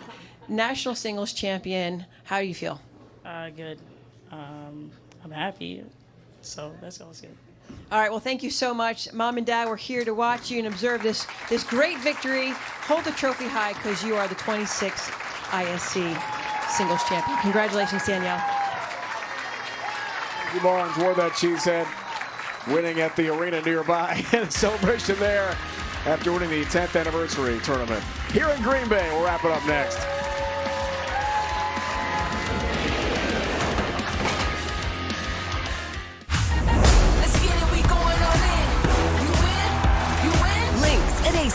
Saturday on CBS and streaming live on Paramount Plus.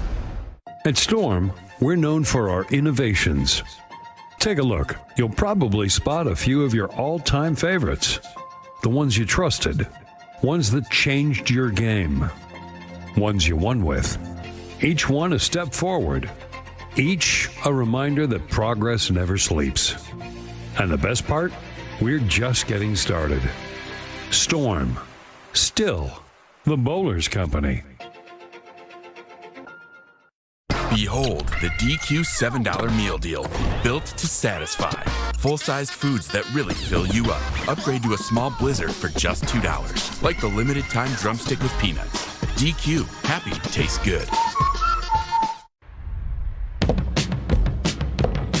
Greatness doesn't happen overnight. It happens every morning. An excellent source of protein and fuel to start whatever's next. Quaker, official sponsor of FIFA World Cup 26. When you need your sports news all the time, we've got breaking news to bring to you. CBS Sports HQ gives you a snapshot of all the sports that matter to you. When you need your sports in a snap, find it on CBS Sports HQ, streaming free anywhere you are. Do you suffer in pain? Are you stiff, tense, or less active than before? Introducing the EasyWell Remedy Massage System that combines the incredible effects of vibrational therapy, targeted deep tissue shiatsu massage, plus soothing infrared heat.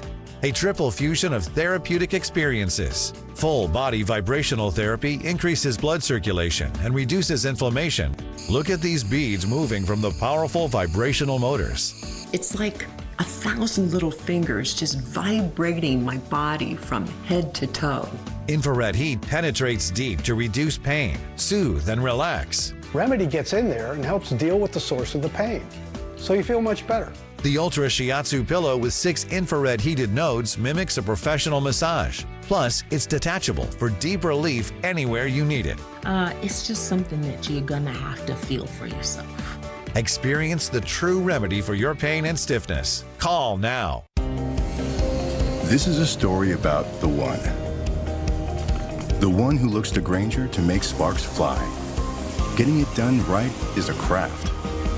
It takes experience, the right material, and the right partner like Grainger, with a wide range of professional-grade products.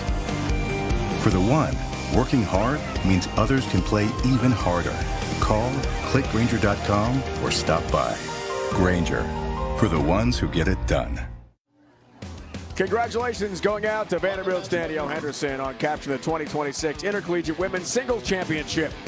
Be sure to join us next Tuesday at 9:30 Eastern as we bring you the Men's Singles Championship match. For my partner Kelly Kulick, it's Dave Ryan saying so long from the Ashwaubenon Bowling Alley in Green Bay, Wisconsin.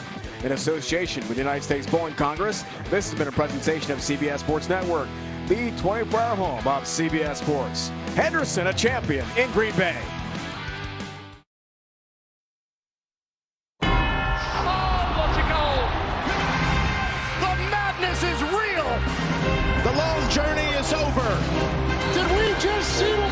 we just saw? If that doesn't give you chills, you're never going to get them. As good as it gets.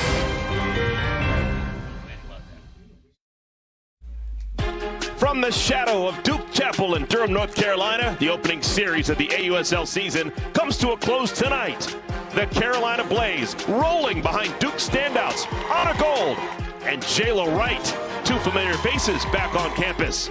The expansion Portland Cascade counter with UCLA slugger Megan Grant, who launched a towering 313-foot homer just last night. A hometown hero, a homecoming, one more game.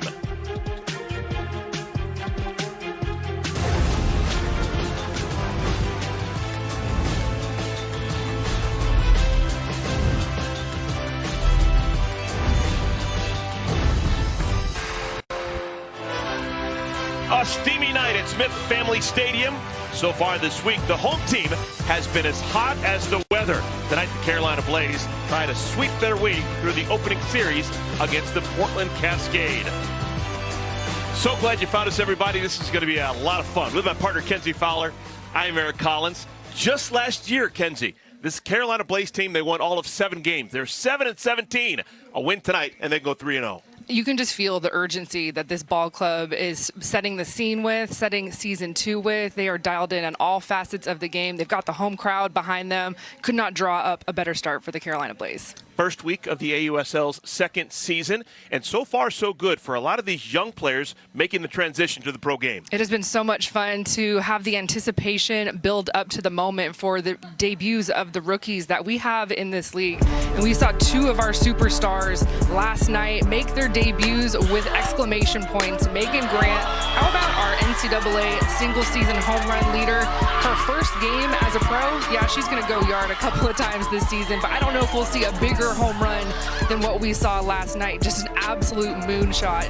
And then the offense going to the defense. How about this rookie start from Carlin Pickens, the 2-time SEC Pitcher of the Year, having her home debut. This is the state that she grew up in. It was so much fun to watch her get it done in the circle last night. And 2 more debuts this evening. Both starting pitchers, their first outings as pros here in the AUSL. Yeah, a couple of debuts that I'm waiting for. Of course, Kenzie Brown, the All-American from Arizona State. She's going to get a clean start. And how about the homecoming for Jayla Wright? Has been a couple of years since she's thrown a pitch here on this field, and I know that there's a lot of Duke fans waiting for her to get the start.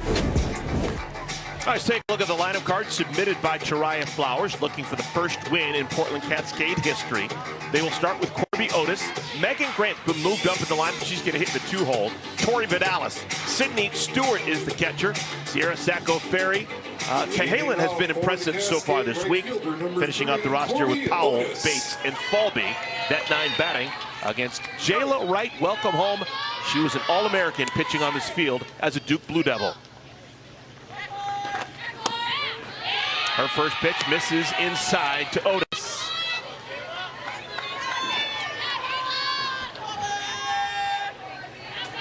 Yeah, Wright not only played here for 3 wonderful years, but actually was here on campus this past spring as an assistant coach for Marissa Young. First out of the ball game. Shortstop Brito makes the play, and Otis is retired. Well, that's the game plan right there for Jayla Wright. Of course, was known as a strikeout pitcher when she was an All-American at Duke, but she is very comfortable keeping the ball down in the zone with her drop ball and changeup combo, and she will take those easy ground ball outs to her infield every day of the week. Yesterday, Megan Grant hit in the 3 spot. Today, she's in the 2-hole. And what a homer she hit yesterday. People in the softball world and all over talking about the 313-foot moonshot, the longest homer in AUSL history.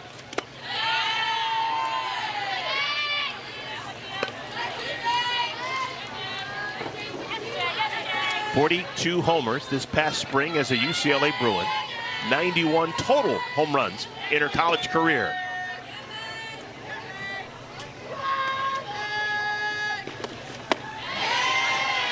They appeal, no swing, so it's 3-0 to Grant. Well, I'm very curious if Megan Grant is going to get an inside pitch today or just this season until we see another home run like that on the left side of the outfield.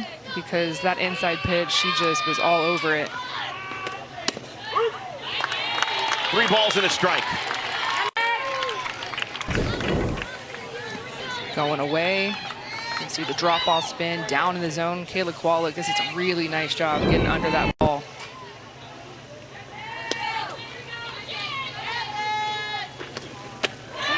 Five-pitch walk, so a runner aboard for the Portland Cascade.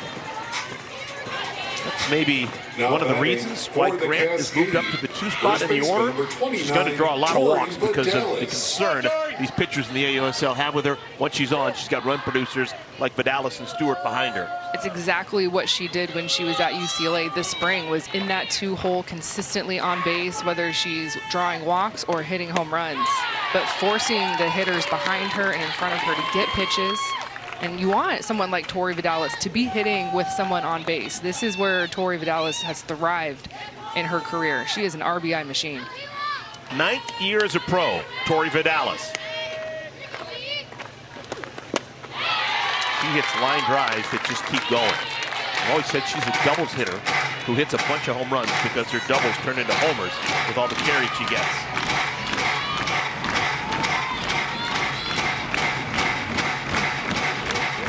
Pitch clock to get down there.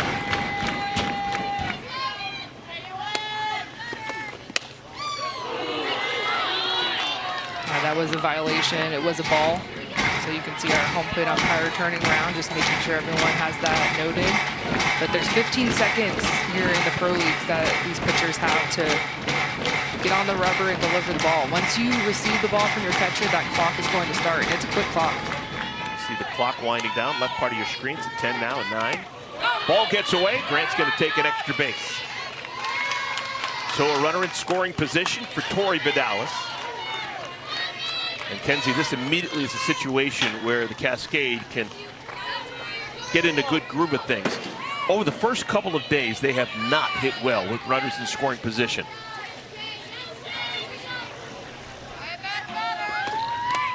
And Vidalis swings and misses. The throw to first in time. First strikeout for Wright.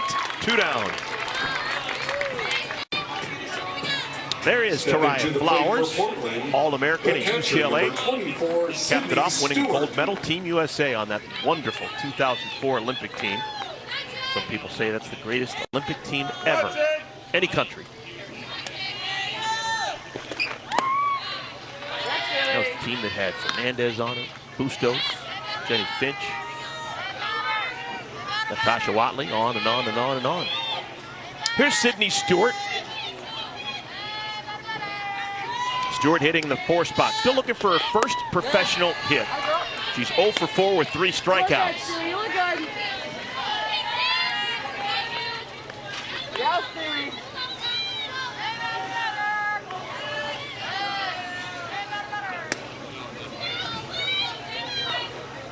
Your pitch, your pitch.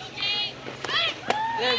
Out, girl. Kenzie, so early in the season, but with the trouble hitting with runners in scoring position so obvious for the Portland Cascade, is that something that they think about, they can coach up, or is it just a matter of playing more games and getting out of this rut? Yeah, you can feel it. And it's one of those things where you have so many rookies in this lineup, you don't want to talk about it too much because then it makes it bigger than it is and you start to press as a player. And you know, someone like a Sydney Stewart, who's so talented, Big 12 Player of the Year, she's just trying to put a good swing on something. You don't want to make it bigger than it is and say, oh, we really got to make sure we hit that right side ground ball with the runner at second base. Just kind of focus on quality at bats, just like that, getting on base and then passing the bat throughout your lineup, your young lineup. So 2 5-pitch walks issued up by Jayla Wright. She walks Grant, and now she walks Stewart. Runners on at first and at second. And the catcher Kowalik will come out and have a conversation with Wright. Interesting battery. You got Wright and you got Kowalik, who both just a couple of weeks ago were telling others what to do, and now they're telling each other what to do. They both were assistants at high-level programs, Kowalik, Texas Tech, and Wright at her alma mater right here at Duke. Here's Sierra Sacco Ferry. You add in Aubrey Leach. at Tennessee, or a Tori Vidalis who's in the booth for the SEC network. There's so much knowledge and extra coaches on this field.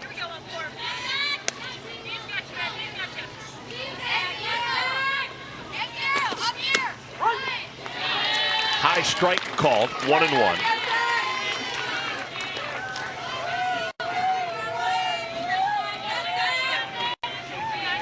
Second year in the AUSL, Saco Ferry looking for her first hit of 2026.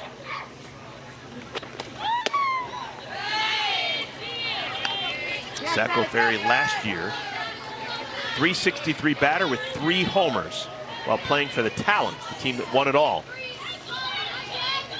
This year trying to get the Portland Cascades started as an expansion team. Oh, good pick by Kowalik. That was heading to the backstop. There's been a couple of pitches like that in this inning. Jayla Wright trying to find that drop ball. Everything that Jayla Wright is showing the Cascade, it's going to be down in the zone. And so if you're Saco Ferry, you're zoning down, eyes are down, you just have to sit on one side of the plate. Hitters count here. I'm looking on one side and then getting your swing off. All the way to the backstop. That's ball 4. And Jayla Wright has walked the bases loaded.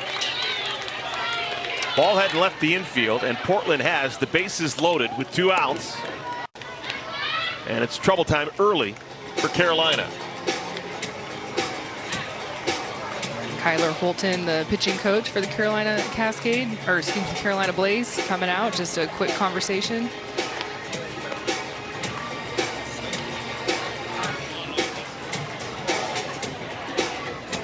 Jayla Wright last pitched on this field in 2024. That was her senior year. She spent 2025 as an assistant coach at Tennessee. Spent the most recent college softball season as an assistant here at Duke. And now getting a chance to pitch here at Smith Family Stadium, and she's walked the bases loaded, which is something that is rare for Carolina pitching so far this season. They have been doing a good job of throwing strikes, but not here in the first inning. Kenley Cahalan, the batter. Number 31, Kenley Cahalan.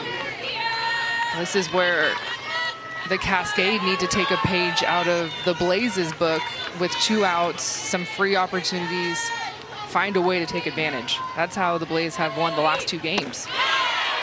Swung on and missed 1-1. Look at this. There actually is activity in the bullpen already here in the first inning for the Carolina Blaze. Emma Lemley, hard thrower from Virginia Tech. Can Jayla Wright see that? I think so, but I don't know if you're ever looking over there. You shouldn't be looking in the bullpen as a pitcher ever. If you're looking over there, that tells me you're probably halfway already checked out, right? You have to be so mentally locked in. It's just you and the catcher. You don't want to look at the batter. You don't want to look in the dugout at your coach. You definitely don't want to look down at the bullpen. That's a great shot right there. If she wanted to, she could see Lemley warming. 2-1. All right, she's 1 pitch away from getting out of it. 2 balls and 2 strikes. Cahalan, 1 for 4 in her first 2 games with the AUSL. Can Wright throw a strike?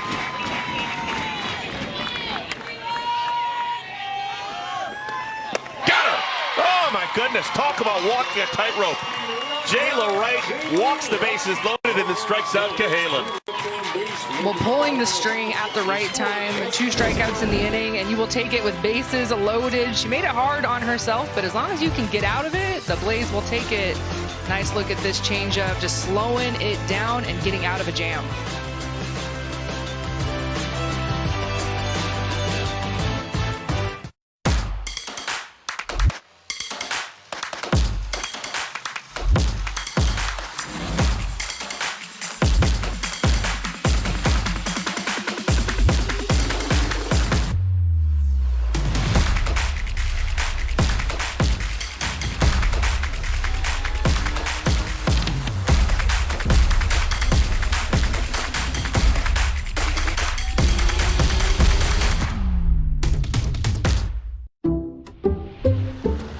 You call home is important to you, so it's important to Allstate. Home is where you make all your best memories. Backyard campouts, early morning coffees. Oh, left. Well, it's your yard now. Because it's not just the home we protect, it's all the memories you make there. Nice work, you two. Come on, buddy. If it's important to you, it's important to us. You're in good hands with Allstate. Good boy. Behold the DQ $7 meal deal, built to satisfy. Full-sized foods that really fill you up. Upgrade to a small blizzard for just $2, like the limited time drumstick with peanuts. DQ, happy tastes good. Don't sweat the technique. When kids start making money, Chase has expert bankers and smart tools to help them manage it. Wow, now that's a first deposit. Let's get your account open. Chase, make more of what's yours. Portland, they threaten but cannot score. They leave the bases loaded in the top of the first inning. And now the Carolina Blaze will come to the bat rack. We will see Aubrey Leach on a goal. Dakota Kennedy, Devin Netz, followed by Caleb Kowalik. The shortstop is Alyssa Brito. Valerie Cagle earning a start. Mackenzie Clark out at center field. And Alicia Ocasio has been very good through the first 2 games, both pitching and hitting. That 9 will bat against Kenzie Brown, the other Kenzie in the building. A good name. What do we know about Kenzie Fowler? Well, she won a golden ticket for a reason, was one of those rookie draftees, and you knew that she was going to be in this league because of the talent that she brings. An All-American from Arizona State. Watched her pitch a lot, and she can bring it. Aubrey Leach is the batter, lifts it foul and out of play. Leach 1 for 7, but that's not indicative of the way that she's swinging. She's put the ball in play every time she's come to the plate. Has a couple of runs batted in.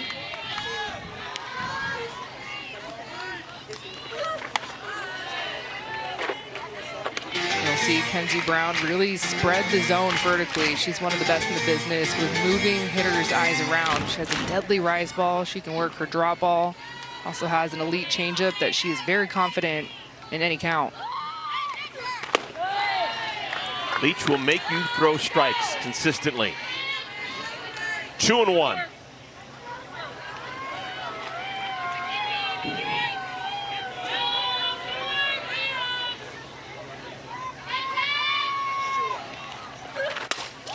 Slapped into center field, stays up long enough for Falby to make the play. Again, a great read off the bat by Kendra Falby. Those ones are kind of tough to catch, though, right? When they're right at you and you're not sure if you need to take a step back or charge it. The ball was hit right on the screws. Let's check in with Savannah Collins. Well, the Cascade looking to pick up their first win of the season. And last night in the postgame, head coach Taraya Flowers was just talking about the quicker game that a lot of these newcomers are playing right now. They're not used to who's at their left and their right, but this is pro sports. You got to step up and be ready. What I found really interesting was the conversation she's been having with the pitchers, that they're trying to learn one another. How long can you go? How many outs? How many innings? And that's something that the staff is really trying to figure out right now to manage these games. What sticks out is of the 11 runs the Blaze scored last night, only 2 were earned because of the 3 errors. So she's telling them to still trust their defense as they put it together. Thank you, Savannah. Yeah, it's been amazing. Almost every time Portland has made a mistake, this Blaze team has capitalized. I don't think I've ever seen 11 runs scored and 9 of them being unearned before. That's just an incredible ratio. That's one of those things that I feel it's two-sided. You have a very young Cascade team, of course. They're an expansion team, so everyone's coming together from different parts of the world. And looking at the lineup, with Kenzie Brown in the circle, 5 rookies in this lineup for the Portland Cascade. And on the flip side, this Blaze team, the core was together a season ago. And so they've kind of had the advantage there of building the culture and figuring out where their pieces are going to be. And of course, you have Kara Dill, who was on the staff a season ago. She was the associate head coach and now is the head coach for the Carolina Blaze. So you just have that cohesive factor that you can tell right away. Game 1, they knew the Carolina Blaze did that. We've got to go. This is our home team now. We've got a home field, and we know how we started a season ago. We didn't like it. And we've got to come out and put a stamp on our first weekend, and they've done it. 3-2 pitch to Anna Gold.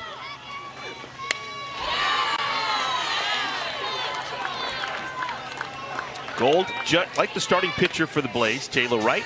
This was her home field. College player, was tremendously productive during 4 years playing for the Blue Devils. Last year, Rookie of the Year in the AUSL. Trying to build on that.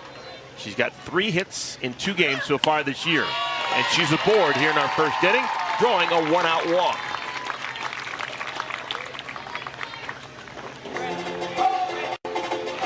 So just like in the top of the first inning, with 1 out, the number 2 hitter draws a walk. Here's Dakota Kennedy. And folks, if you've been watching the first couple of games in their series, you kind of knew that Dakota Kennedy was going to get a start.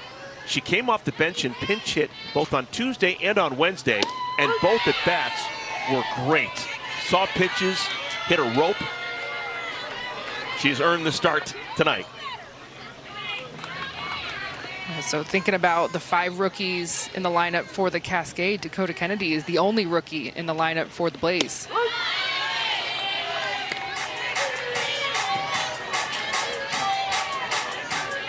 Kennedy pinch hit early in the game yesterday in the second inning, drove in a run.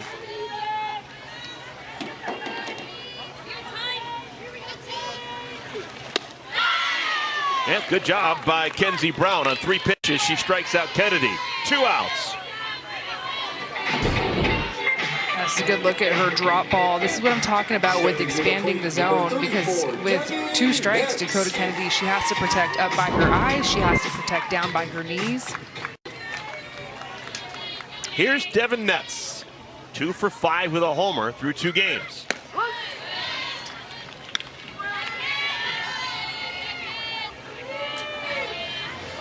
A lot of responsibility for Netz this year. She's probably going to be the cleanup hitter for as long as she continues to produce. She's batted 4th in 3 consecutive games now.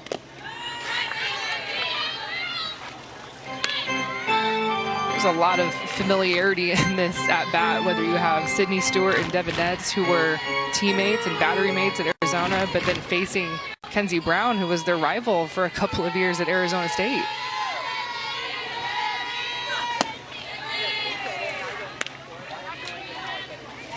Two and 1. We have had identical first innings, top and bottom. An out, a walk, and a strikeout. First 3 batters of the game, both in the top of the first and now the bottom of the first. If the trend continues, Netz is going to draw a walk. He's 1 pitch away from that walk.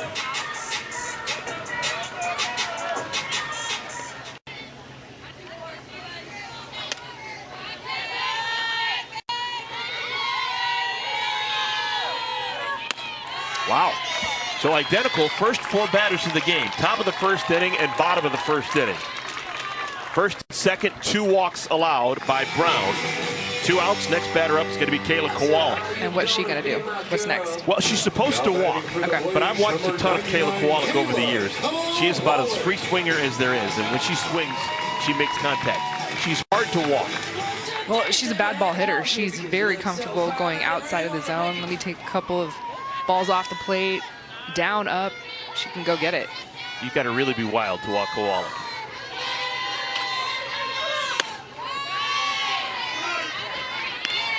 .69 miles per hour, misses high. 3 hits, 7 at bats for Kowalik.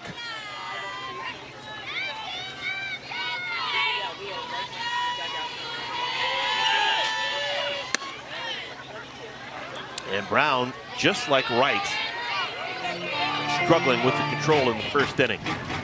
How different is the ball that the AUSL plays with as opposed to the college ball? I held it in the preseason training camp, and it felt good to me. It's a Mizuno ball. It doesn't feel much different than the collegiate ball. Same slickness, I mean, themes, all that kind of stuff? Every ball is completely different, right? All brands, but even the same brand, it's so funny. I would always be made fun of because I would go grab the dozen balls in a box and I'd be picking which ones I want to pitch with, and everyone's like, they're all the same. No, they are not all the same. I can close my eyes, grab a ball and be like, this one is good, the seams are great, this one is not. And like, it's the same brand. It's a different ball. So it's a tough question to ask a pitcher. 3 balls and a strike. Brown in danger of walking the bases loaded. Kowalik comes up empty, 3-2. 70 miles per hour, Kenzie Brown. Looks like Kowalik was thinking on the inner half. He's kind of pulling off a little bit. Selling out on one side of the plate. I like it. On the ground, smothered by the second baseman Bates, who lost the handle. And a run scores. Oh my goodness. Sis had it, and the ball squirts loose. It's a 1-0 lead for Carolina. Sis had the hard part down. Oh, this would have been one heck of a play.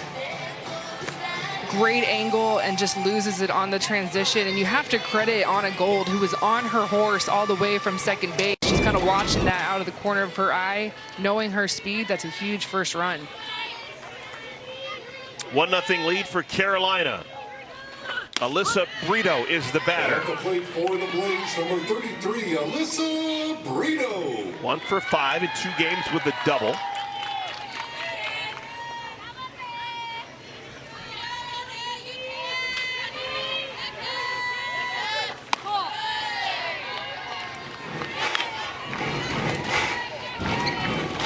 Just thinking about the pitching line for Kenzie Brown. That run that just scored is going to be an unearned run. The official scored, making the decision that it was an error on Sis Bates. High drive, center field. Folby has room, makes the play, and the side is retired. But another unearned run scored by Carolina. That's been a theme this week. They lead 1-0. Your score, Cascade 0, Blaze 1. Defending champ Ryan Fox returns north of the border as top players and major winners tee off at the RBC Canadian Open this weekend on CBS and Paramount+. Fish. Are you certain that's a good idea? Yeah, I'm just gonna zap it for 20 seconds. Are you for imprint certain? Certainty matters. So when you need the right high-quality promotional products, printed perfectly and guaranteed to arrive on time, that's the certainty of 4imprint. Wow your clients, nail your next event, or inspire your team by visiting 4imprint.com. 4imprint, for certain. This is a story about the one who can fix nearly anything and turns to Granger, who has almost everything. He troubleshoots issues, maintains the facility, and keeps it all on track. Few may see him put the work in, but when they see the results, they know he's the one who keeps the doors open. The high-quality industrial products you need, plus a million more. Call, click Granger.com, or stop by. Granger, for the ones who get it done. If your swing starts falling apart on the back nine, you've got to try this. The Stoco Supportive Short stabilizes your hip and back with high-strength cables knitted directly into the fabric. Don't let pain hold you back on the course. Learn more at stoco.com. Things at work don't always work. But with Easy Cater, the food always does. Big room booked again? Easy Cater always has options. Learn more at easycater.com. Top of the second inning here in steamy Durham, North Carolina. Homestanding Carolina Blaze as hot as the weather. They're trying to sweep this 3-game series. They lead 1-0. Good golly. Kenzie Fowler, look at that. 100 degrees. It feels like 106. That's hot. That's hot. It's a little humid out as well. You're from Arizona. Is this hot for you, or is this? You know what? The humidity is what gets me. And I step out of the hotel, I'm like, whoa. Gotta fix my hair a little bit. It's starting to curl. Top of the second inning, leading off for the Cascade, number 1, Kennedy Powell. Well, both sides send 6 batters to the plate in the first inning. Carolina scores 1. Portland left the bases loaded. Here's Kennedy Powell. Kennedy Powell will be followed by Sis Bates and Kendra Folby, batting against Jayla Wright.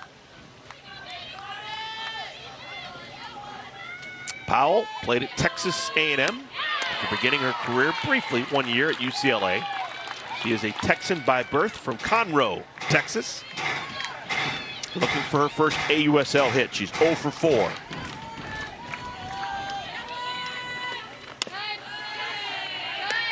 Kenzie, I want to talk about the pitcher, Jayla Wright. When she's going well, what's the pitch that has made her the college star that she was? Change up. She has really deceptive change. That is a fair ball. Kowalik decided to pick it up. She was convinced it wasn't going to squirt foul, and that'll be the first AUSL hit for Kennedy Powell, and it went about 6 feet away from home plate. Second baseman, 22. Something like a swinging bunt here. And this is just what's going to happen when you have a drop ball pitcher like Jayla Wright. Kennedy Powell kind of rolling over it a little bit. Definitely trying to work the left side of the infield, but when you deaden a ball like that with her speed, there's nothing that Kowalik can do. Sis Bates trying to play some small ball. That's foul.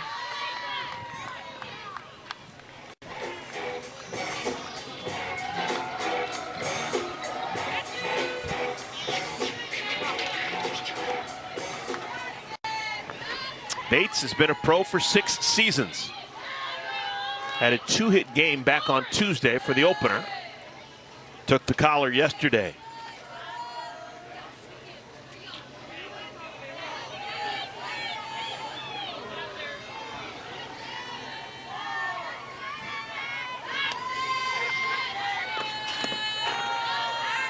Two balls and a strike. Yeah, Sis has a lot of options here with Powell at first base. She can soft slap, she can drag bunt, also can swing away anytime she needs to. But the infield, the left side of the infield, Anna Gold is playing her in tight. And Wright having a hard time with the strike zone for a second consecutive inning. She has faced 8 batters, and Wright has thrown at least 3 balls to 4 of them. She's already thrown 3 walks. She's in danger of walking Bates. And she does. So runners on at first and at second with nobody out for Portland. Well, you think about what happened last inning, bottom of the first, where Carolina Blaze, they were issued 2 walks at the plate, and they were able to score one of those walks. In the top of the first, Portland, they had 3 walks, could not get one of those walks home, and that has been the difference. It was the difference yesterday with the errors. It was the difference 2 days ago with the timing violations and those free passes. And Carolina Blaze, every single time they had an error opportunity offensively, they would push the issue and get some extra insurance and get some runs. I'm just kind of waiting for the Cascade to do the same thing, take advantage of what's given. Kendra Falby, she did go around, and she's down in the count 0-2. Falby, the number 9 hitter. Sneaky pop with Falby. She's got a double. That's her only hit so far through 2 games. 1-2.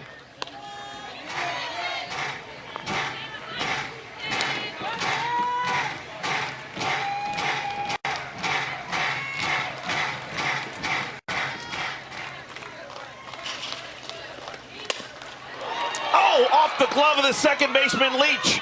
Coming around third. Powell scores the first run for Portland. That was inches away from being a double play, but instead it's the first run for Portland. Well, that's the clutch hit that Portland has been waiting for, and it comes from the 9 spot, Kendra Falby. Getting a changeup, she's out in front, but her hands stay back, and you were talking about the power that she has, the sneaky power at the bottom of the lineup. Big high fives, that's gotta feel so good. We have been getting runners on, we just have not been able to get them in. And so it's why Carolina quickly going to make a change. Well, here in the AUSL, you have deep pitching staffs, and that's why we're gonna have a pitching change. Emma Lemley comes in, we'll talk about her when we return. Lights on. I didn't understand you. Lights on. Morning. Hello.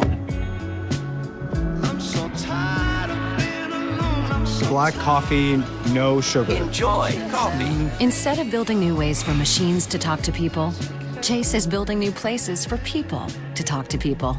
Hi, welcome in. Hi. With tech that's actually helpful and 5,000 branches in 48 states. Chase, make more of what's yours. A century ago, our founders made a promise to always take care of their own. That promise is still at the heart of everything we do, and why our members know we'll do what's right. USAA, taking care of our own. Nature's Bounty. Nearly 70% of your immune system lives in your gut. Nature's Bounty supplements your gut and immune health with 20 billion live probiotic cultures. Nature's Bounty, it's in your nature. Right-hander number 27. Well, if only Aubrey Leach had a slightly longer glove, starting pitcher Jayla Wright could still be in the game for the Carolina Blaze. Oh, it's almost like she went a little bit too horizontal and needed to jump a little bit more vertically, but man, what a play this would have been. Would have been a double play, no doubt. There's a chance that could have been a triple play. Hey. She would have caught that ball, she could have stepped on second, and there's a chance that she could have doubled off Bates at first base. For those of you wondering, we have never seen a triple play in the AUSL, and we were that close from possibly getting one. All right, new pitcher coming on for the Blaze. Emma Lemley comes in. Lemley played at Virginia Tech. She will face the top of the order and Corby Otis. Right back up the middle. This could score another run. Bates around third. She stopped for a moment, but it doesn't cost her. Bates stuttered around third, but she still scores with a slide. It's a 2-1 lead for Portland. Cascades better. The designated player number 40. That was unfortunate for Mackenzie Clark. I don't know if she had a grip on the ball because that could have been an out at home plate pretty easily. That was shallow center field with the stumble of Sis Bates. Definitely could have been a play at the plate, but how about Corby Otis? First pitch, new pitcher. She sees a couple of her teammates on, and we've got to get them in.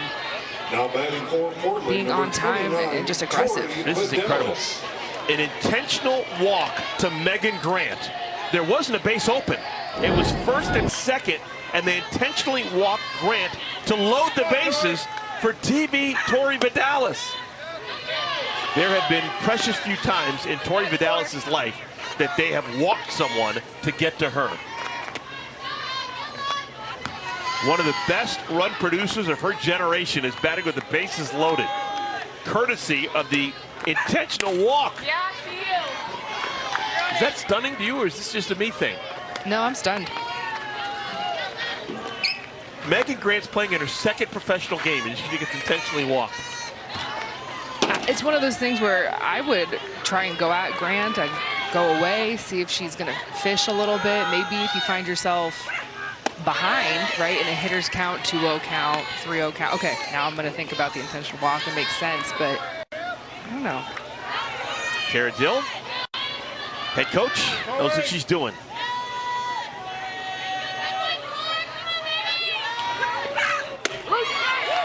Good strike thrown by Lemley. This is Lemley's second year in the AUSL, and she pitches with attitude. Had some real good moments last season. It's a rise ball that Lemley can throw at any level. She can bring it up, climb the ladder.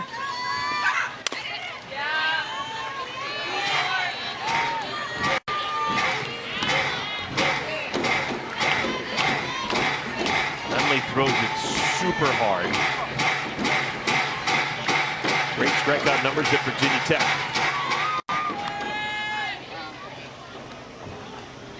She asks for time. Pitch clock is paused.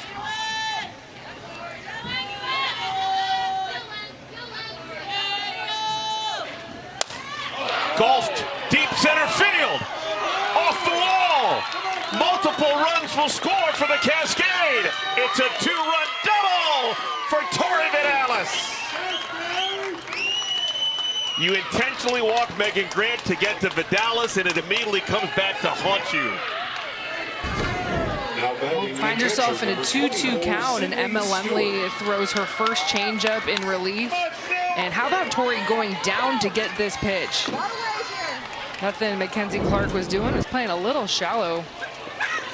And you can also see it's starting to rain here at Smith Family Stadium. It's interesting. It's only supposed to rain briefly. And it's not that cloudy. But we do have sporadic raindrops coming down. Here we go, baby.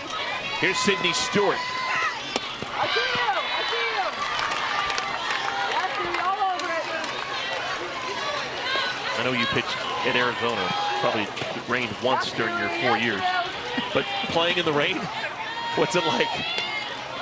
That's why I never liked going to Washington or Oregon, because you'd always have to deal with some sort of rain delay. Is this a nothing if you're a player? As a pitcher, you don't like it. It's hard to grip the ball. As a hitter, it doesn't matter. You're good. 2 balls and 2 strikes. There are still no outs here in the second inning. 6 Cascade batters have come to the plate. 4 have scored.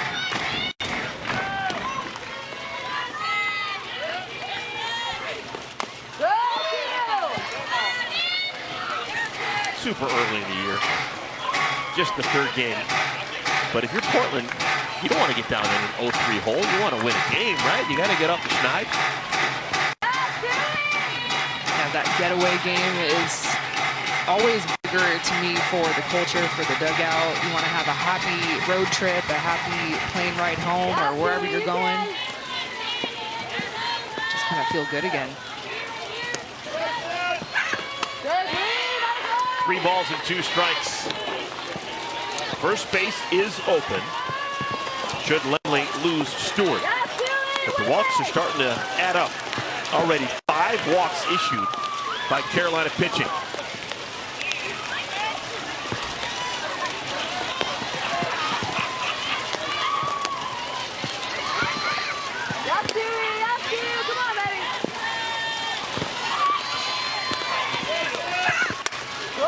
Hammered foul. Are these normal North Carolina raindrops? These are humongous raindrops. Aren't they big? In the world. That's how it rains That's why here. I think it's going to be really quick. You're the resident. You tell me. Is this normal?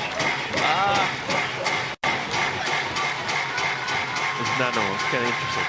And it's so bright out. That's why I think this is just going to be super temporary. Like I think it's almost over right now. By the time you put your poncho on, it's over.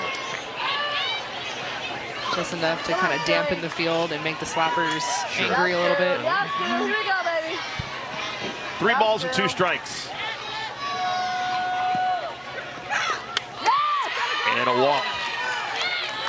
The Blaze pitching staff having all sorts of problems getting it ball into the strike zone. Stepping in, number 12. So the bases are loaded. Already 4 runs have scored. And there's nobody out here in the second inning. Yeah, look at the sky. Would you think that we'd have raindrops on our camera? No way. I don't even know where they're coming from. I'm trying to look up. I don't see any clouds.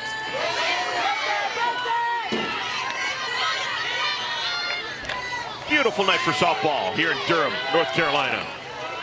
There we go. Sunny skies. We're so back. A refreshing little sprinkle is done. Sierra Sacco Ferry is the batter, and it's 2-0. Man, this is something that we did not see in the first couple of games. The Carolina pitching was flawless. With Carlin Pickens yesterday, Keilani Ricketts, and Alicia Ocasio on Tuesday.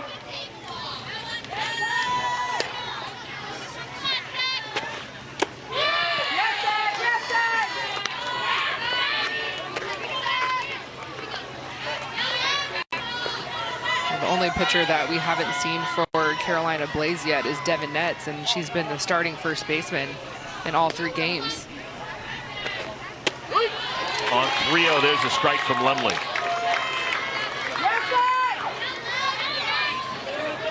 It's tough for her. I'm sure she always has to warm up a little bit before the game just in case, but she's always slotted in that first base position.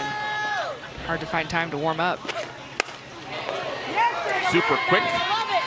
Sacco Ferry, she cut down a branch. She did. She's a forestry major, maybe. Chopped down a branch of that pine tree. Gonna get a bill. 3-2. Onto the glove of Netz, did she? Not in time. Safe at first, but there's the first out of the inning. Everyone's kind of looking around thinking, should we challenge? Devin Netz and Kayla Kowalik are looking at each other going, what do you think? Do we get her? Should we go for it and try and get out of this thing? They should not. I think Stewart gets in there. Now, Karen Dill is having a conversation with the home plate umpire, Don Brown. But this will not be challenged. We're going to play on. Probably just asking, did you have a different call from your vantage point? He says no. All right.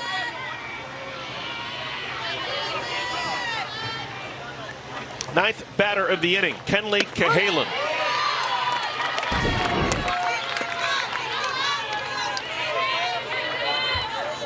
Sydney Stewart, she's 6'1", got that long arm reach, that left arm. I think she got in there. Cahalan will drive in a run, maybe two. Vidalis stopped at third. It's another RBI single. First pro RBI for Cahalan. And it's now a 5-1 lead for the Cascade. Number 1, Kennedy Powell. What a turn of events from yesterday. Yesterday's game was shortened to just 5 innings when the run-ahead rule was invoked. The Blaze won 11-2. Just 24 hours later, the Cascade turning the tables. They lead 5-1 as we play the second inning. And we're going to see the third pitcher of the game for Carolina. Keilani Ricketts is going to come into the game. It has been a cascade of offense for Portland. And the Blaze can't put out the fire. We'll take a timeout. When we come back, we will see if Keilani Ricketts can work her magic against Portland.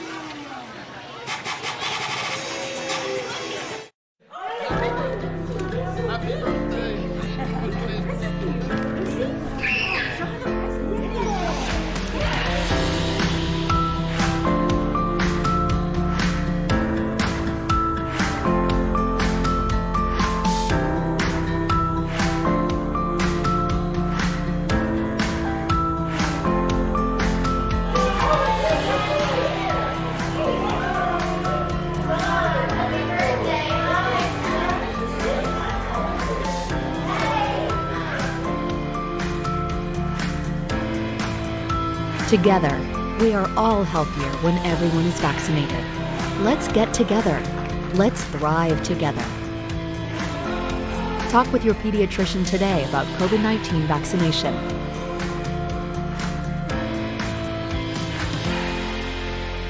This message is brought to you by the American Academy of Pediatrics. Carolina Blaze a perfect 2-0 on the year, but game 3 has been difficult, at least from the start. This is the third pitcher of the game. We're only in the second inning. Keilani Ricketts is going to get the ball.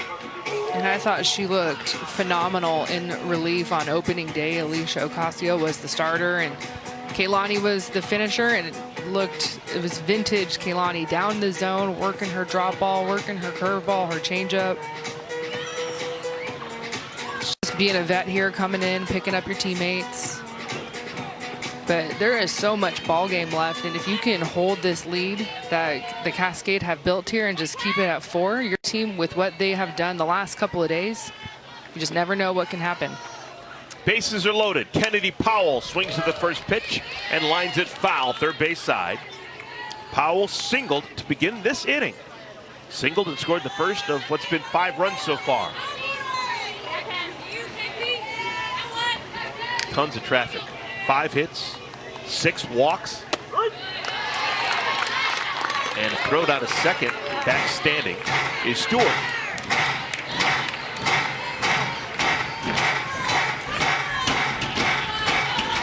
What a turn of events. Night and day.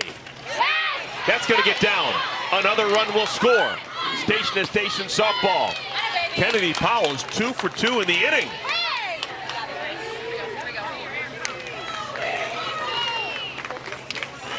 The huge story for Portland first 2 games was the fact that they could not hit with runners in scoring position. Everything evens out in the game of softball.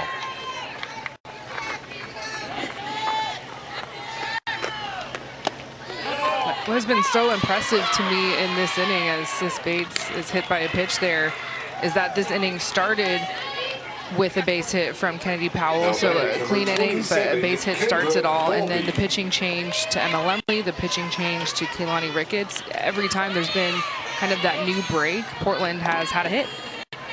So on time with urgency. There's still only 1 out. Kendra Falby singled, drove in a run, and scored here in the second inning.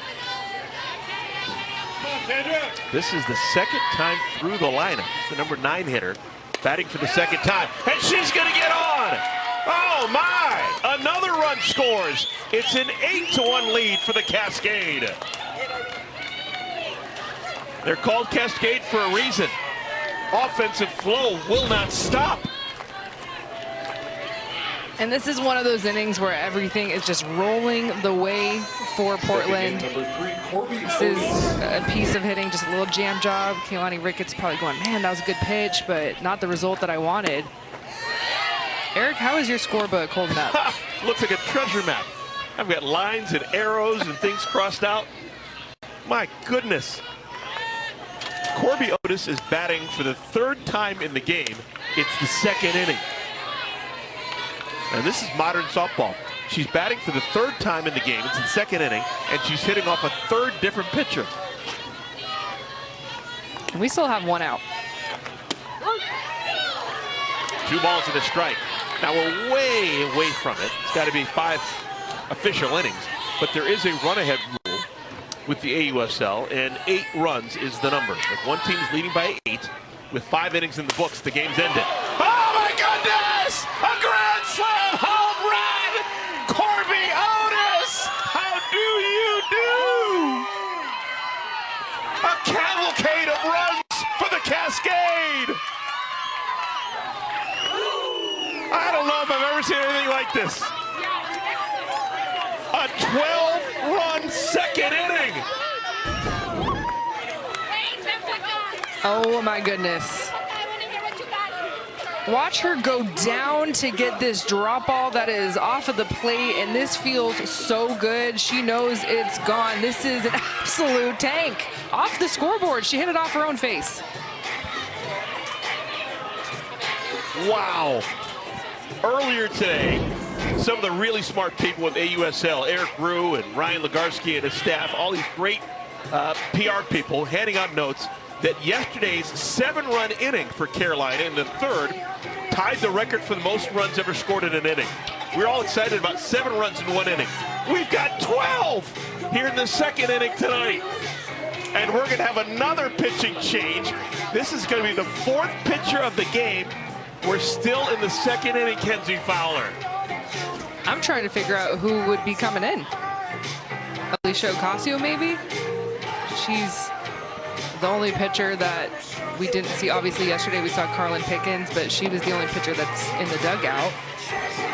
Well, while they try and figure this out, Savannah Collins is standing by with the hero of the moment, Corby Otis. Savannah. Corby, I don't know if you noticed, they were talking about it in the booth. You hit that ball off your own face, off of the scoreboard. That was pretty cool. That was pretty cool.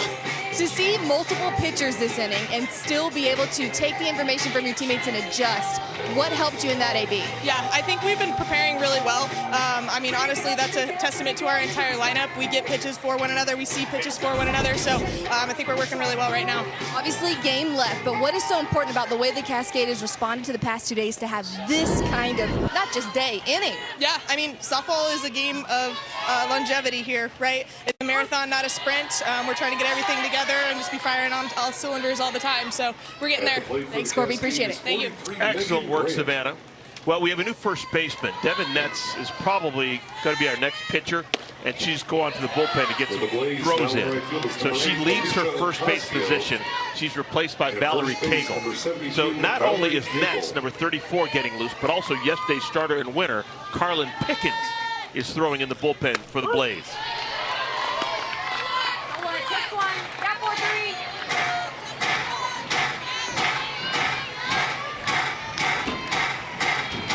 Megan Grant was intentionally walked in the 2nd inning.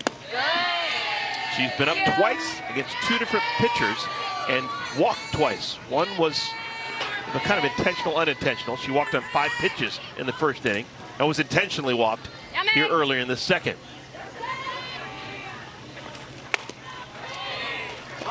And that's a foul ball. Cagle had been in right field, Valerie Cagle. She moved to first base, and the DP was Alicia Ocasio, and she takes the glove and will go out to right field. So it's Ocasio in right, Cagle at first. Good.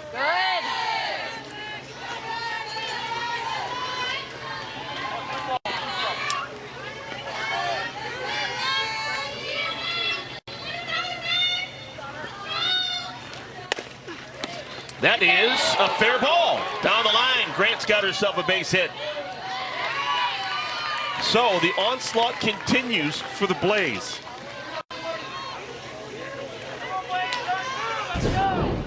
And this is just tough because, of course, you have the grand slam from Corby Otis, but if anything, that could be maybe a momentum killer a little bit. You have a clean bases, you have one out, you're still trying to get 2 more outs, but as a pitcher, that's a moment where you can kind of take a breath, reset, talk to your defense a little bit, and I think that maybe Cagle might have been able to get that, but obviously it got past her. They scored in an error. Yeah, so an error on Cagle. The Cascade have batted around and then some. Tori Vidalis is the 15th batter of the inning.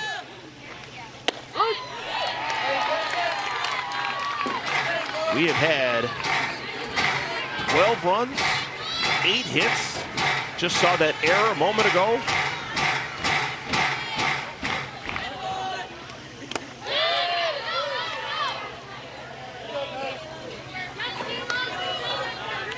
That's your starting pitcher for Portland, Kenzie Brown. And she's watched this offensive onslaught, and she just needs to stay warm. She's getting tosses in the bullpen just to make sure that she's still focused. That's always tough because you're like, thank you so much for the insurance, guys. Great work, but now you're making me have to go back out to the bullpen and re-warm up. Carolina couldn't have played any better than the first 2 games of the season. And then this. It's ball 4. Tori Vidalis was so focused on hitting, didn't realize she'd walked. So another walk puts runners on at first and at second. Still just 1 out. I'm looking middle out. Well, in the mix of all of these singles and the grand slams, you've had, you know, counting that walk and then the previous up at the error, that's 6 free passes.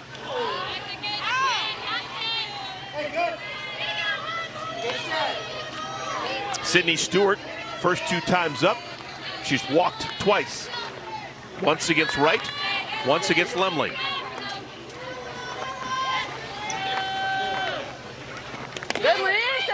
Ball gets away from the catcher, and both base runners will take up an extra base. Come on. Just handed a note. We've seen 60 pitches thrown by Wright, Lemley, and Ricketts in the second inning. Still just 1 out. That's it, Stu. Here we go, Stu.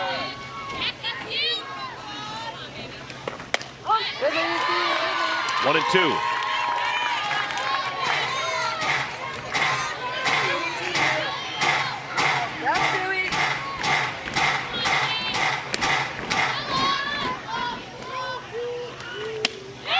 There's your second out. Ricketts strikes out Stewart.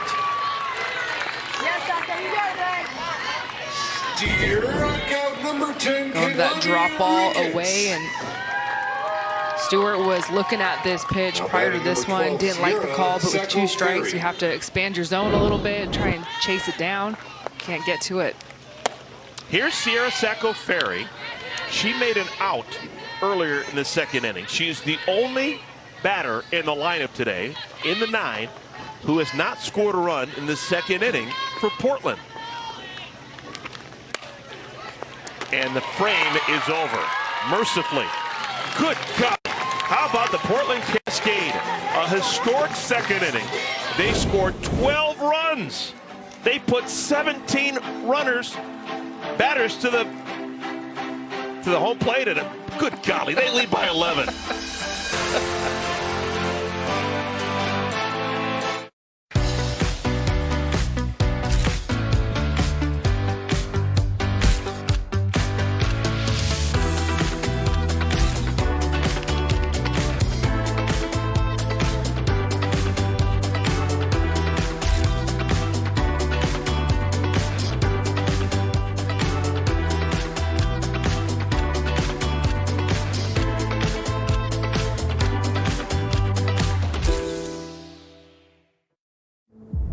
Recognize the soldiers before you for the successful completion of their basic training. This time, we would like the family members and loved ones to move forward and put on your soldiers' Army 1-star badge.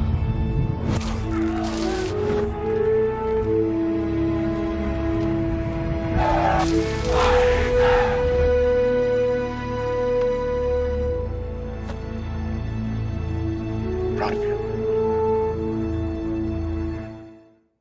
We know who made that hitch.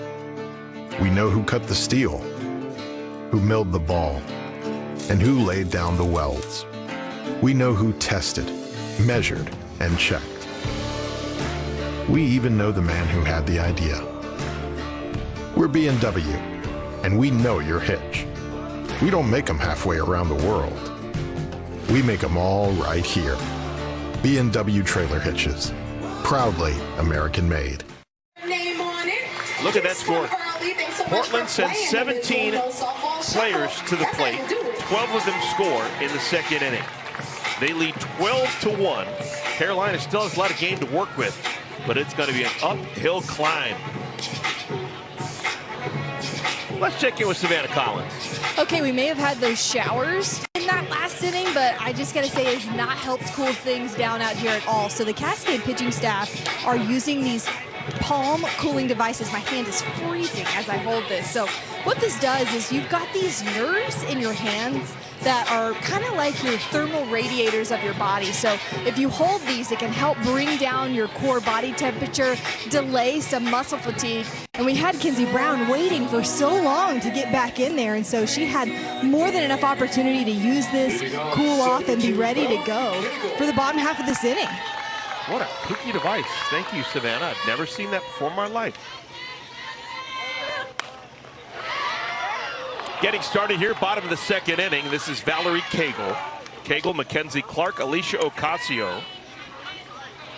In case you forgot, Kenzie Brown in the first inning. She allowed a run to score. It was unearned. She walked a pair, didn't give up a base hit. An error played a role. Now she's got to get focused again. Back in the circle, protecting an 11-run lead.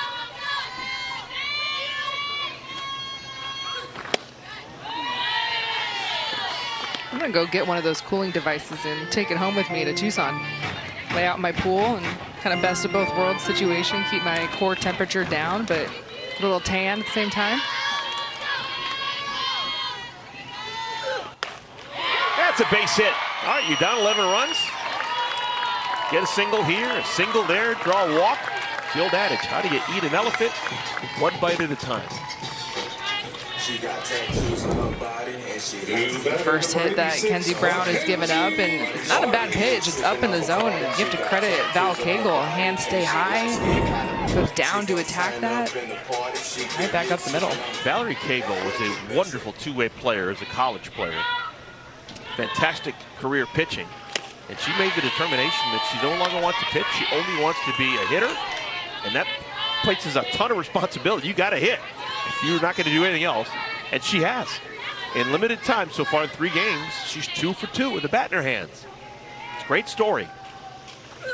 Well, and both hits have been with conviction, right? It's not just little duck flares. It's like, no, this is a grown woman line drive to the right side or up the middle. Cagle at Clemson, teammates with the batter right here, Mackenzie Clark.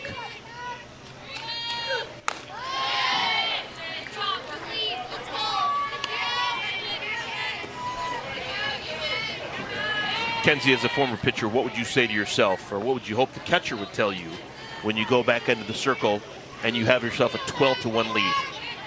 Do not be afraid to pitch to contact. Strikeouts, sure, great, but I want to keep my pitch count as low as I can. Just kind of take a chance a little bit and trust the D. Last thing that you want are the free passes, and Kenzie Brown knows it, even though she is a rookie in this league. Like, at this point in your career, you understand that flow and where you need to be and what you need to do when you have an 11-run lead at this point so early in this ball game. Now she walks Clark. So the single by Cagle, the walk to Clark, and this is what you want if you're the Carolina Blaze and you've just been stunned with a 12-run inning. Third walk allowed, 8 batters into the game for Kenzie Brown.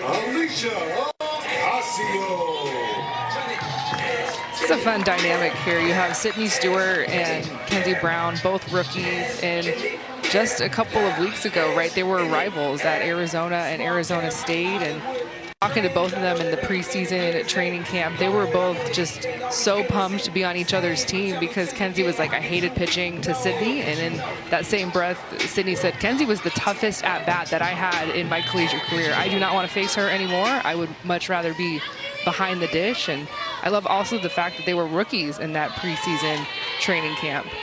Just kind of now, of course, wearing the same uniform, but finding their feet together. Just kind of the fun thing that the pro softball space will allow those rivals to now turn to teammates.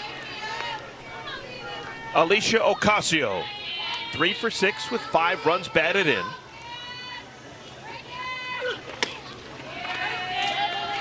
Two and 0.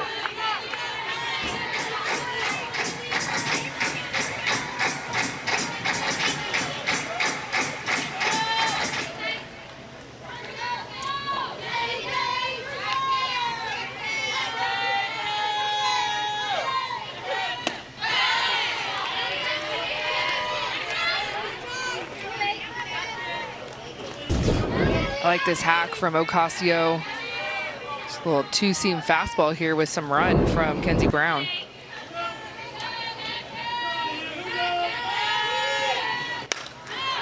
Lifted, shallow left, it falls. The bottom third of the order have all reached safely for the Carolina Blaze here in the second inning. Couple of singles and a walk. They're not dead yet.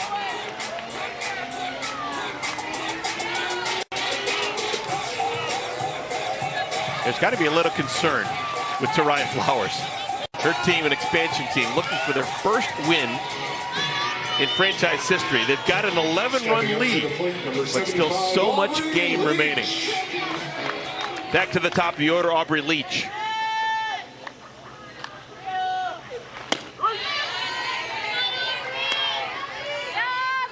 Leach lined out to left field, first time up. 1 for 8 on the year, but that is deceptive. She has not struck out all season long, and she's put the ball in play hard more often than not. That'll make it through. 4 consecutive base runners for the Blaze, and they're still cooking. They score a run, they're second. Still nobody out here in the second inning.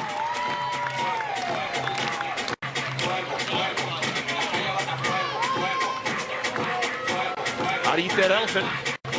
One bite at a time. And here comes the sweet part of the order for Carolina. Anna Gold will bat. 3 for 5. 3 runs batted in, a double. So far this year, she walked and scored an inning ago. And Portland Cascade now with activity in the bullpen. They need to stop this sooner rather than later. Kelly Maxwell, who started and lost in the opener on Tuesday, is getting loose.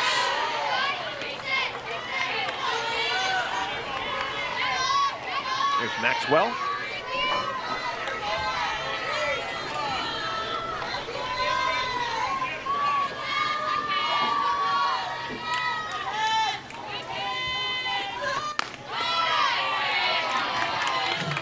Brown trying to go back-to-back rise balls. Just missing a little bit up and out.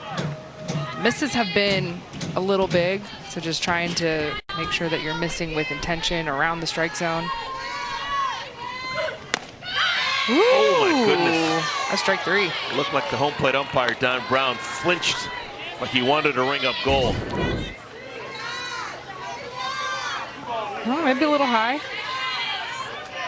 It's also deceptive too, because by the time Anna Gold steps and kind of gets her hips into it, she drops down. Top of the strike zone is the armpits. Doesn't matter. Gold strikes out. That's the first strikeout for Brown. Brown strikes out Gold in the colorful matchup. This is that classic Kenzie Brown rise ball. I love the fact that it's on the outer half.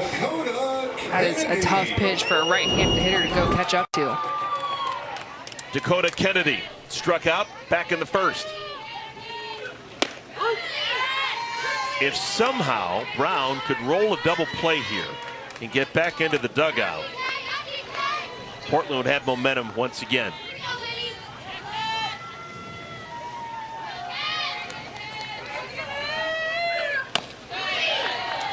Middle infield is playing back.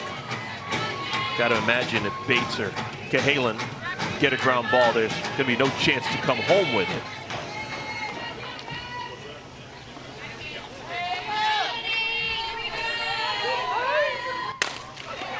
Bates tags. There's now 2 outs. A run does score.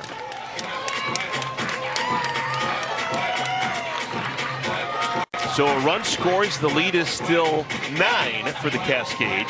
Runners on at the corners, 2 outs, and the powerful Devin Netz will bat. This is what Netz did on Tuesday. This was the first home run of the 2026 AUSL season. We had the first game of the day on opening day, and Devin Netz in her sophomore season, if you will, with a big swing.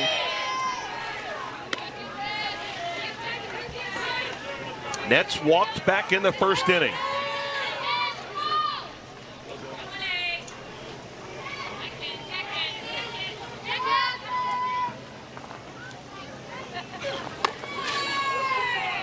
Stewart's having a hard time with some of these pitches coming in from Brown. Seems to have late movement.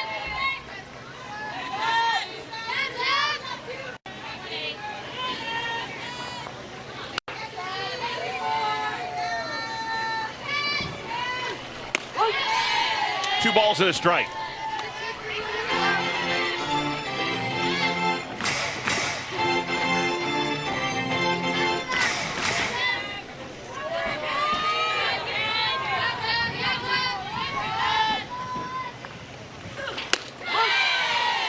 Wow. Brown got the benefit of the doubt. 2-2. She's 1 pitch away from getting back into the dugout with a 10-run lead. Make it a 9-run lead.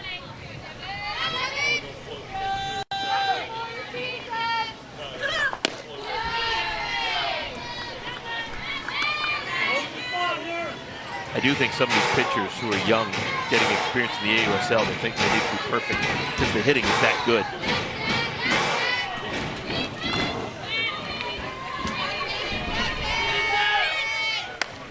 Popped up, will it be playable? First baseman, Vidalis makes the play. Side is retired. Well, the Blaze, they get a couple back. Through 2 innings here in Durham, North Carolina, it's a 12-3 lead for Portland. Getting every highlight from all the sports that matter to you. We've got breaking news to bring to you. CBS Sports HQ, streaming free 24/7.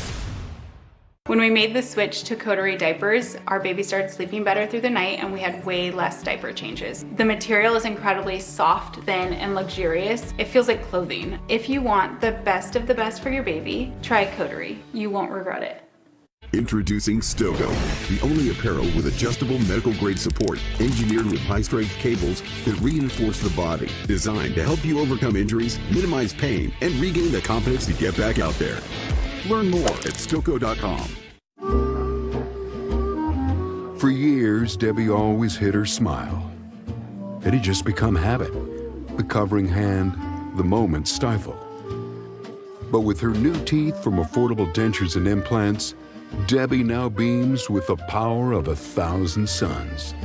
Not a hovering hand in sight. Shine on, Debbie. Shine on. Affordable dentures and implants. That's what we do. This is the story of the one who knows being ready for the unexpected comes from having a partner like Grainger, whose professional-grade products and next-day delivery help him rise to every challenge. Call, click, or just stop by. Grainger, for the ones who get it done. Things at work don't always work, but with Easy Cater, the food always does. Ugh, not again. Easy Cater is tech that won't let you down. Learn more at easycater.com. We have made it to inning number 3 here in Durham, North Carolina, Smith Family Stadium. This is game 3 of year 2 AUSL softball. Portland looking for their first win as an expansion team, off to a great start.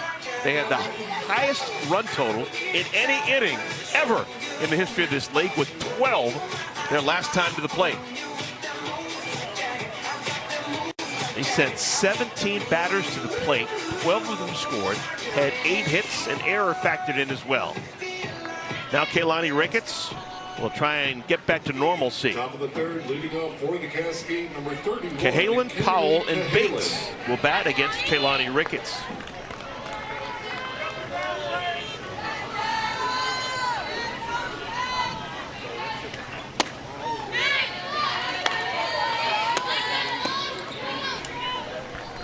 Interesting day weather-wise as well. We had rain.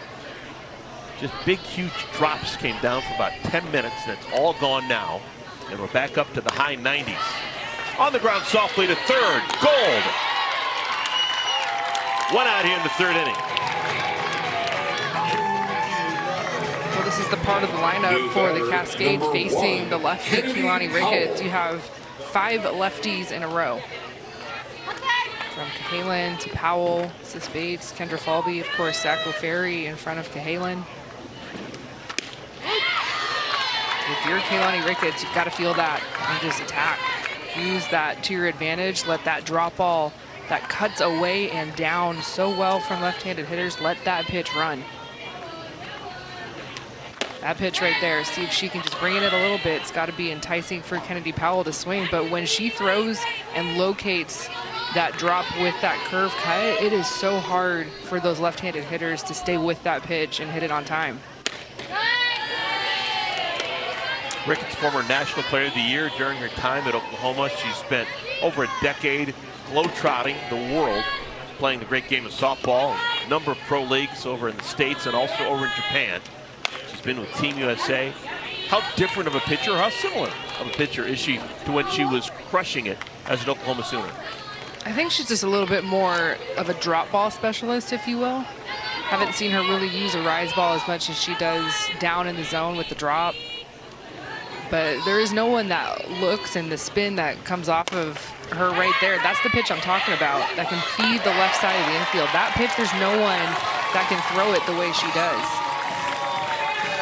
You know, over 6 feet tall, has really big strides, so the ball gets on you so quick, and she also has the ability to just hide it as well.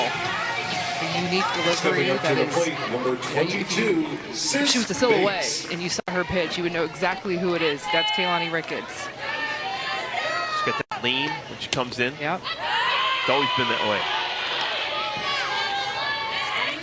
They always talk about peeling pitches, and I can kind of see it with her release.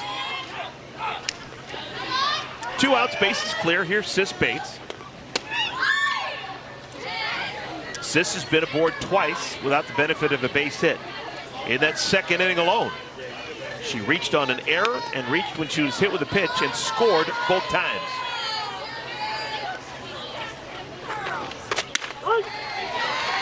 Two and one.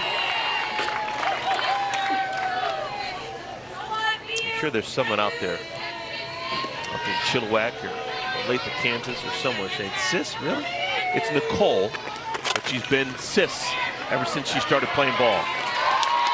And on 3 ground ball outs, this game is back to normalcy. Keilani Ricketts doing a good job here in the 3rd inning, throwing up a 0. 12-3, Portland leads Carolina.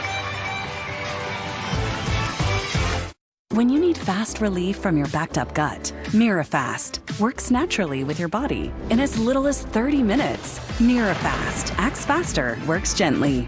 Now find MiraFast in the kids aisle for gentle, worry-free constipation relief. Behold the DQ $7 meal deal, built to satisfy. Full-sized foods that really fill you up. Upgrade to a small blizzard for just $2, like the limited time drumstick with peanuts. DQ, happy tastes good. I can. You can't spell American without it. During the Jeep Make This the Summer event, say I can in the original can-do vehicle. I can go where freedom takes me. I can bring the whole crew and everything that comes with them. And in America's most patriotic brand, I can take it all in. You can do anything in the new Jeep brand lineup during the Jeep Make This the Summer event. Right now, during the Jeep Make This the Summer event, purchase and get 0% financing, or get $1,500 total bonus cash allowance on most 2026 Jeep Wrangler models. Have you ever heard about the pride of Hershey? A small boy became an international soccer star. From the fields of Pennsylvania to Europe. But that's not why we love him. We love him because he'll always be one of us. In Hershey, Pennsylvania, you know the secret to happiness. Mr. Pulisic? Happiness is knowing home is always rooting for you.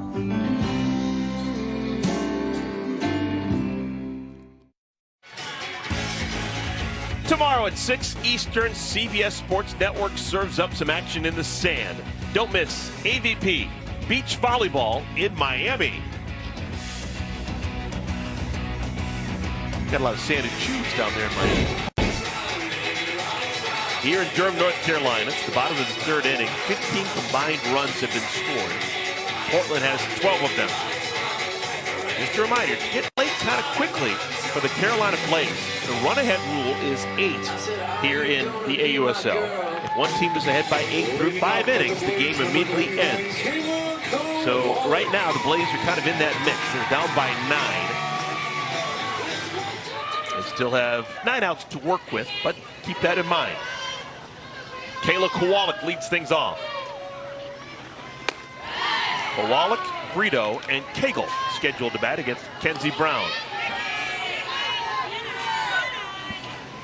Obviously a one-sided game. This is just Kowalik's second at-bat of this ball game. And you think about her counterpart on the other side in that 5 spot, Sierra Sacco Ferry. She's had 3 at-bats.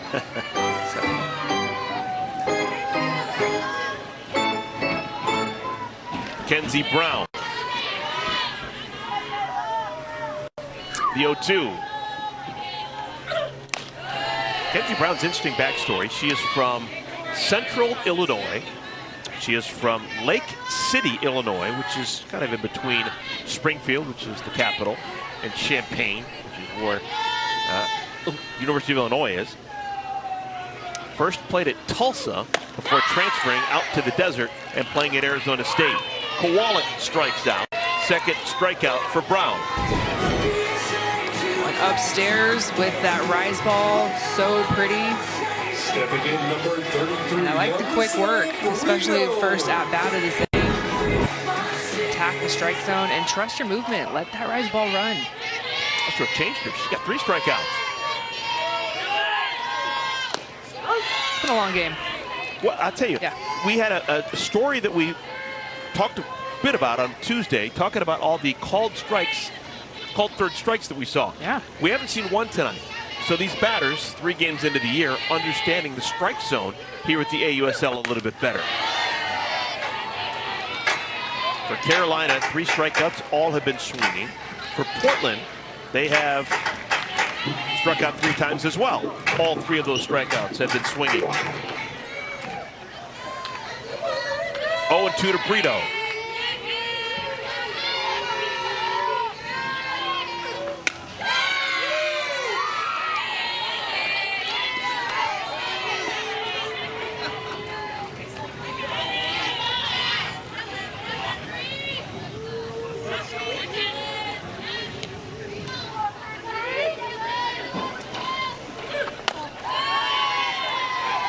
Missed 69 miles per hour, high and outside, 2-2.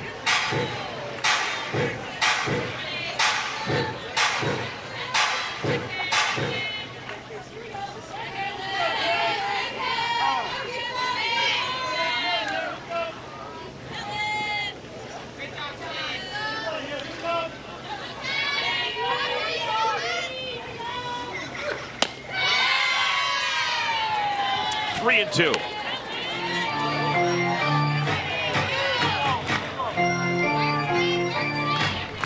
A ton of changeups from Kenzie. I don't know if she's needed them, but obviously the last couple of rise balls have been jumping up through the zone.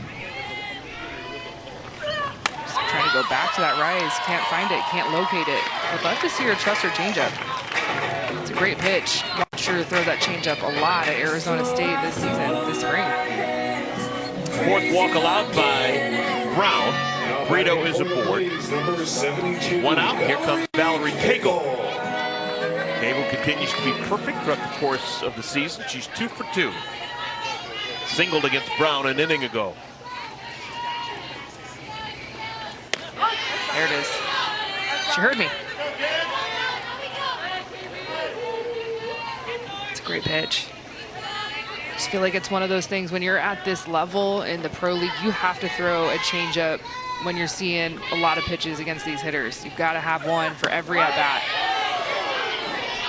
I remember a long time ago talking to some great pitchers.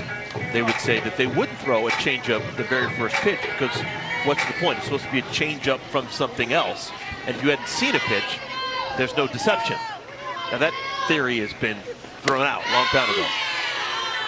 Would you ever hesitate throwing a changeup for that reason? No, I love the first pitch changeup because it makes my rise ball that, you know, is coming in at 68, 69. It makes that rise ball look 70, 71. Another strikeout. Cagle is done. 4 strikeouts for Brown. They're not 2 outs. It's what you have to do second time, third time through the lineup. You have to, at this level when the hitters are this good, you have to flip how you're attacking hitters because the hitters are going into the dugout going, what is she throwing you? First pitch rise, first pitch drop. And so then as a pitcher on the other side, well, guess what? I'm saving something else for that first pitch the second time I see you. And you're not going to be on time and you're not going to be ready. And that's the cat and mouse that you have to have. But it starts with the arsenal. You have to have a changeup in this league. And you have to have confidence in it. And you have to be able to throw to any count. Reese Atwood's going to grab a bat. Atwood will bat for Mackenzie Clark. 2 outs, runner on at first base. Atwood got her first pro start yesterday. She was behind the plate. Went 0 for 1 with a walk and a run scored. 2-time national champion, Reese Atwood, former Texas Longhorn. I say former. A week ago, she was a Texas Longhorn. Long-time alum. What a 3-year window for Reese Atwood. Her sophomore year, 2024, National Player of the Year by Softball America. Junior year wins the national championship. Senior year wins a national championship.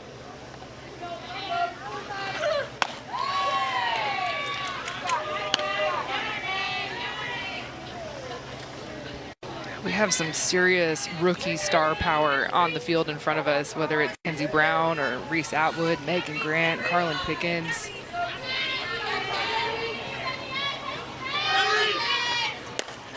Popped up. Shallow right field. Calling for it and making the play is Otis, and the side is retired. So good job by Kenzie Brown to put up a 0. Move to the 4th inning. 12-3, Portland. Lights on. I didn't understand you. Lights on. Morning. Hello. I'm so tired of being alone. Black coffee, no sugar. Enjoy coffee. Instead of building new ways for machines to talk to people, Chase is building new places for people to talk to people. Hi, welcome in. Hi. With tech that's actually helpful and 5,000 branches in 48 states. Chase, make more of what's yours. Here goes. 1, 2, 3.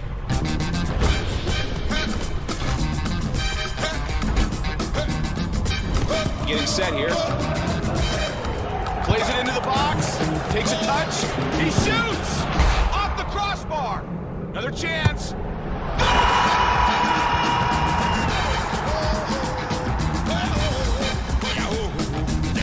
All customers bet on the match and get bonus bets for every goal scored. Are you one of the millions surprised by rising prices? Well, AT&T just raised your rates. You have rights. Bring your phone to T-Mobile and they'll give you $400 when you switch. Plus, get T-Mobile's 5-year price guarantee on their experience plans. I guarantee you won't look back. Ow. Introducing Gatorade Lower Sugar. No artificial colors, no artificial flavors, no artificial sweeteners, and 75% less sugar. Gatorade Lower Sugar. Hydrates better than water. 12-3 Portland lead over Carolina. Corby Otis batting second in our 4th inning. Had a grand slam a couple innings ago. She's wearing a microphone. Let's listen into her day.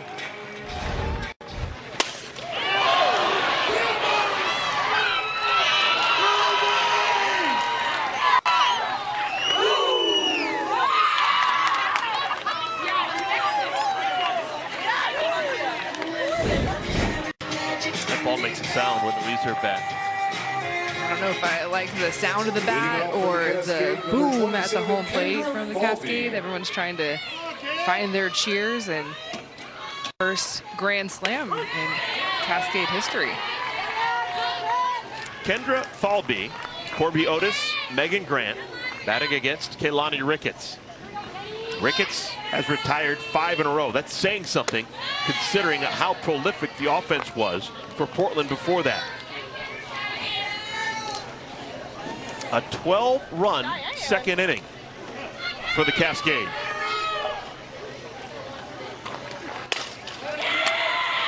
That'll make it through. Single to center field for Falby, who continues to be perfect. She's 3 for 3. That's the first lefty to have a base hit and be successful off of Keilani Ricketts. Number 3, Corby Otis. Of course, the last inning, a 3 up, 3 down, all left-handed hitters, just kind of easy ground ball work to our infield. Corby Otis takes outside, ball squirts away from Kowalik. And a runner in scoring position with nobody out. This is the leadoff batter for Portland. And in the 4th inning, Otis already has 5 runs batted in. Grand slam helps.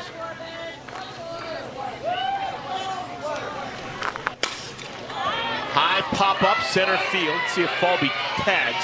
She will.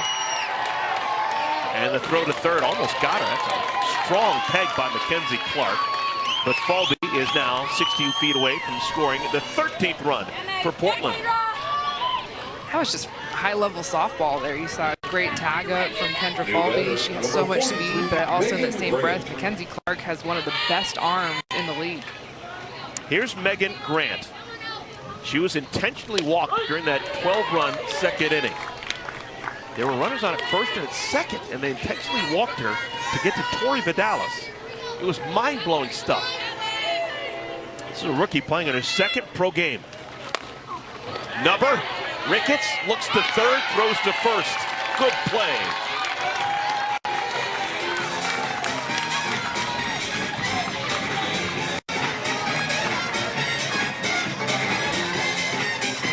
First pitch of this at-bat from Keilani was away, and then she goes in tight, so gets a hitter, Megan Grant leaning a little bit, and then exposes that inner half, and that's a huge jam shot that she handles herself. Batting for the Cascade, number 29, Tori Vidalis. Here's Tori Vidalis, runner on at third, 2 outs.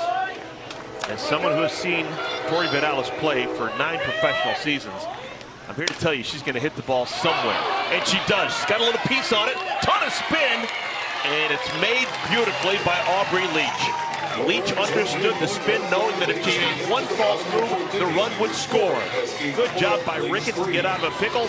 Portland leads by 9 as we head to the bottom of the 4th. There's power in my voice. When I use it. To speak up for a cause. To encourage the person next to me. To help us hear the voiceless. To represent my people. To shine a light on the truth. To show others what is possible. To change the course of history. To remind you of the power in yours. There is power in your voice, but only when you use it.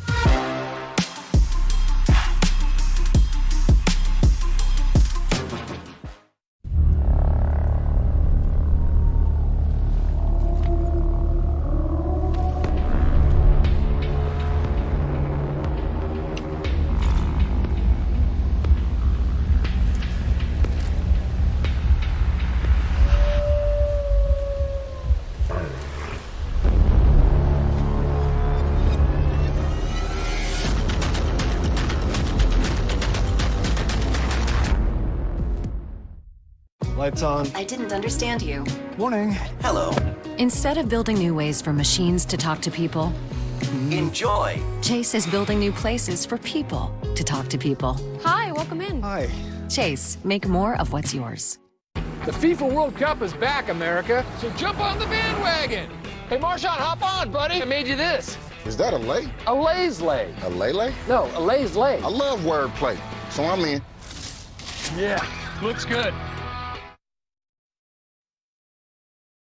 It is my honor to present this golden ticket to the Sun Devils' very own Kenzie Brown!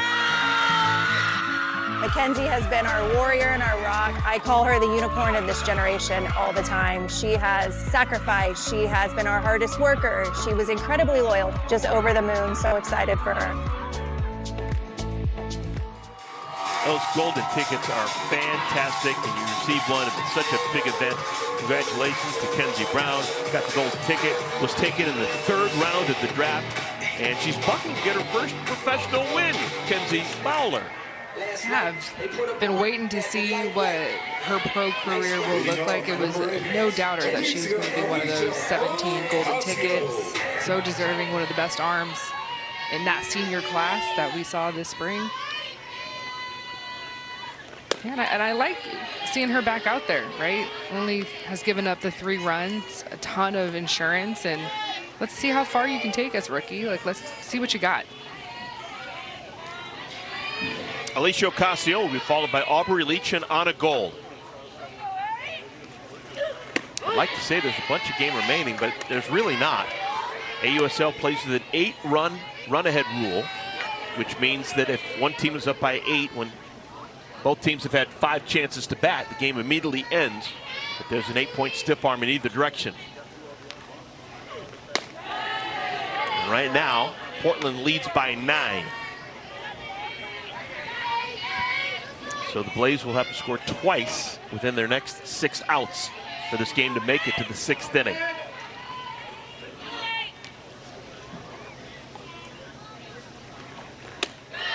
Two balls and 2 strikes to Ocasio.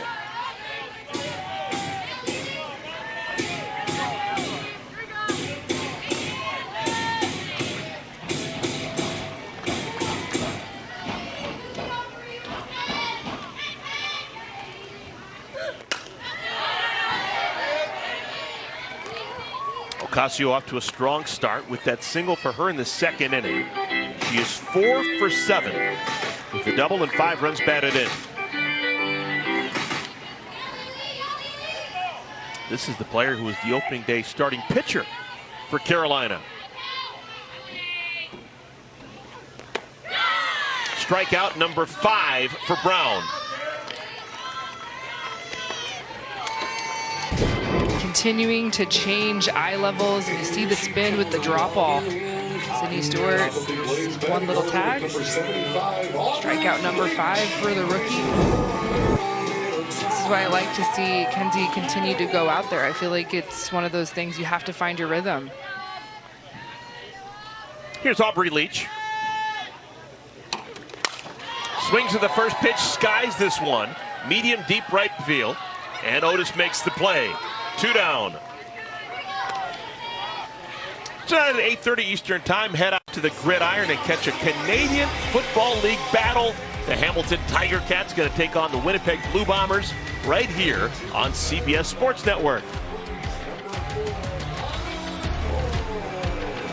For those of you wondering, there has never been back-to-back run-ahead rule games in the AUSL.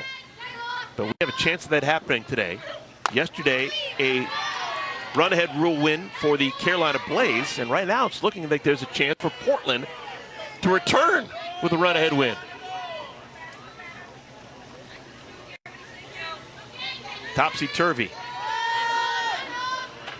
On a goal.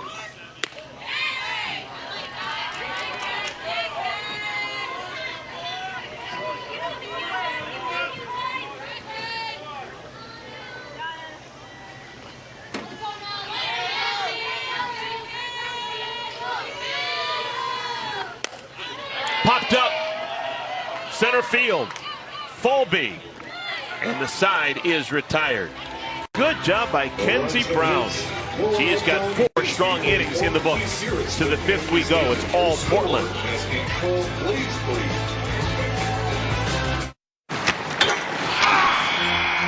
We're cooked! That's it. I'm switching teams. You can't just switch. Why not? Switch my whole family to Verizon. Got the best network. Woohoo! Plus iPhone 17 on them. Opie? Worst game I ever seen, but the best deal. Celebrate the dads and grads in your life. Get iPhone 17, iPad, and Apple Watch on us. No trade-in needed. Don't wait. Offer ends June 17th. Nachos?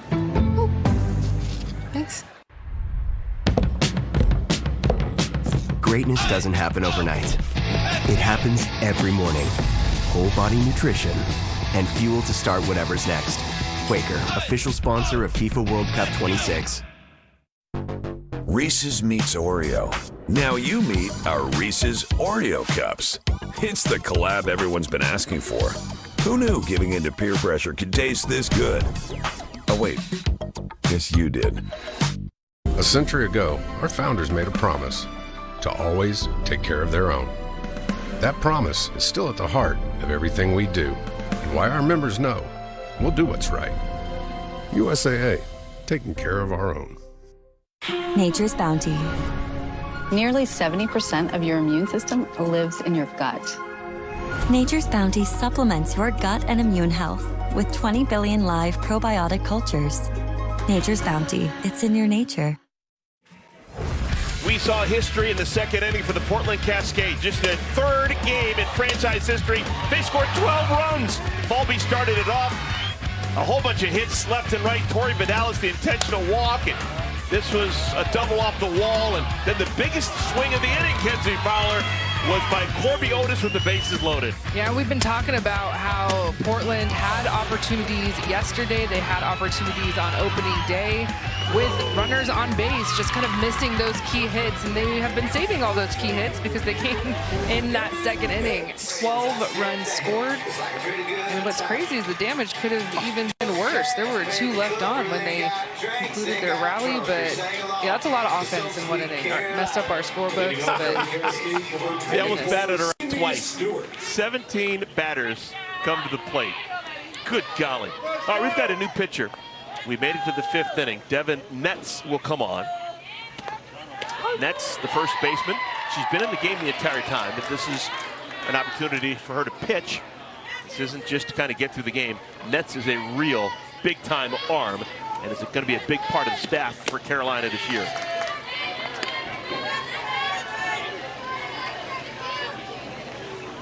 Even though it's 12-3, there is some drama. We're playing the 5th inning. This could be the final inning if Portland can maintain at least an 8-run lead.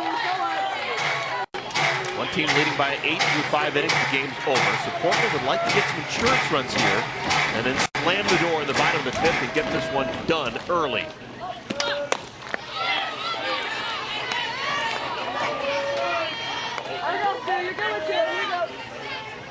Sydney Stewart batting against Devin Netz. Called strike 3. Netz strikes out her former college teammate. Yes, sir. Yes, sir. Saw a couple of off-speed pitches in this at-bat. It sets up something in tight. Slow it down to speed it up. That screwball just perfectly located, tight, low and in. Sierra Sacco Ferry.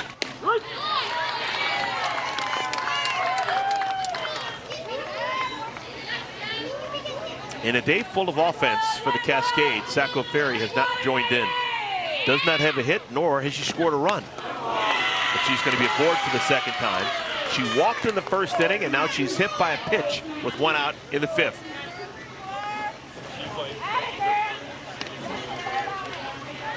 Stepping in, number 31, Kenley Cahalan.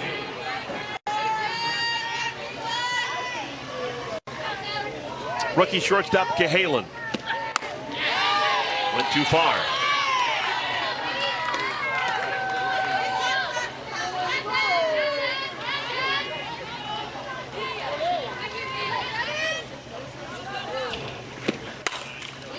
Down the left field line, playing it beautifully is Dakota Kennedy. 2 outs.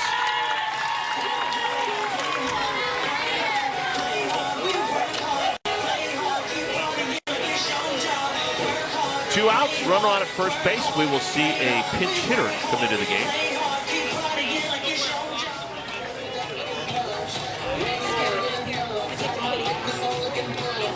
Allie Newland. Newland's gotten a couple of bats so far in this opening series. Played at LSU. She will hit in the 7th hole in the lineup. This is Kennedy Powell's spot. Allie Newland.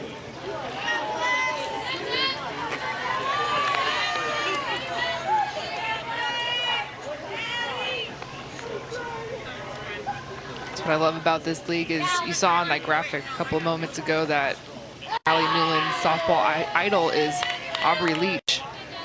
And the AUSL, of course,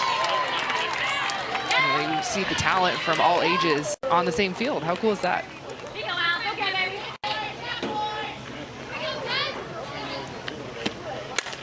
On the ground, backhanded nicely by Valerie Cagle. Cagle steps on the bag and the side is retired. So it comes down to this. Carolina, they'll need to score twice in the home half of the 5th inning to keep this game alive. 12, Blaze 3.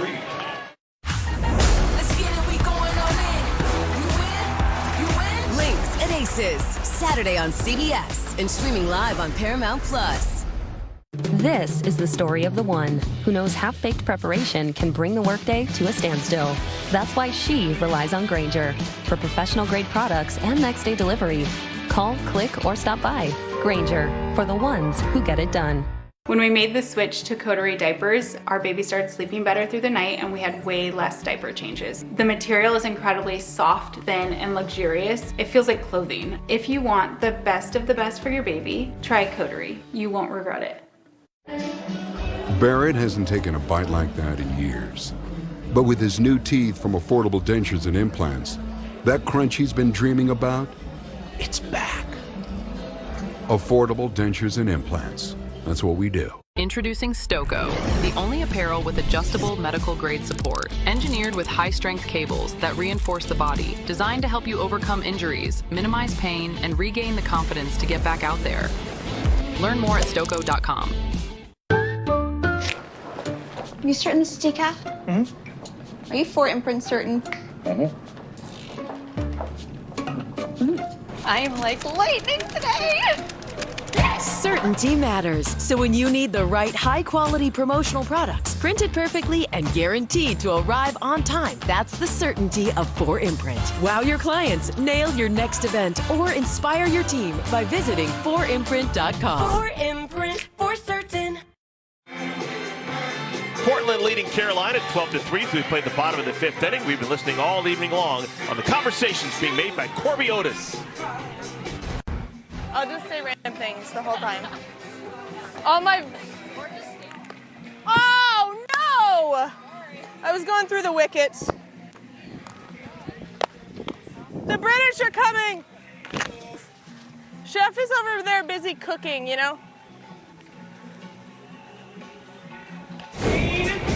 Barbie said she was just going to say random stuff all night long. She's telling us that the British are coming. I need more context. That was about. Okay, yesterday the Portland Cascade had a game ended after 5 innings because they were trailing 11-2. Right now they have a chance to turn the tables on the Carolina Blaze. If they can get 3 outs before the Blaze score 2 runs, this game is going to be over. Kenzie Brown and the Cascade have a run of wiggle room. They're currently up by 9. If you're up by 8 through 5 innings, the game's over. Dakota Kennedy, Devin Metz, Kayla Kowalik scheduled to bat. 1 ball, 1 strike to Kennedy.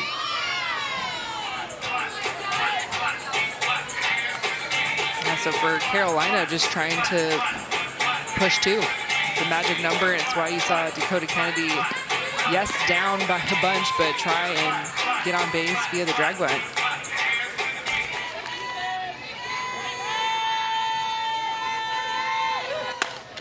Slapped into center field. That's a great start. That's going to get all the way to the wall. Kennedy can really scoop. She's at second with nobody out here in the 5th inning. Second AUSL base hit for Kennedy, her first double. She has had quality at-bats in the last 3 days. This rookie started off as a pinch hitter the first 2 days. Of course, she was playing in the Women's College World Series with Arkansas, and so they want to continue her hot bat. She moved up to that 3 spot. Nice piece of hitting.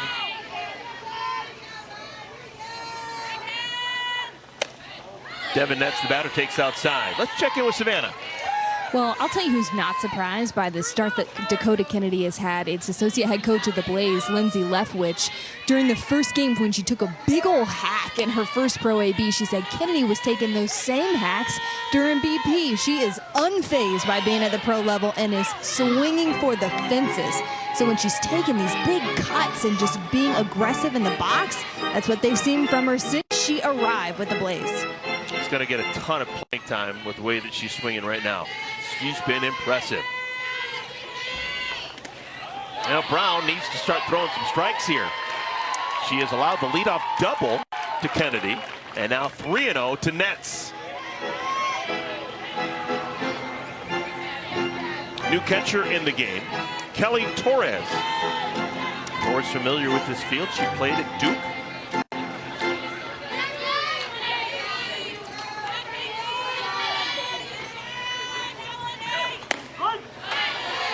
Three and one.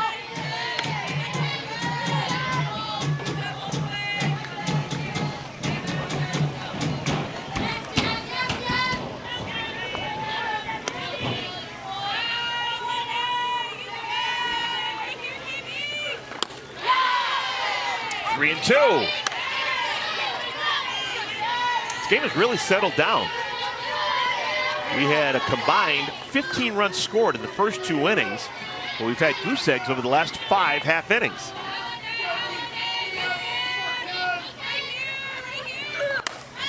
High pop up, left field. Play is made, tagging from third, coming in, and Kennedy scores. That is the 4th run for the Blaze. They need one more to keep this game alive. There's now 1 out. Sacrifice fly for Nets, her 2nd run batted in of the season.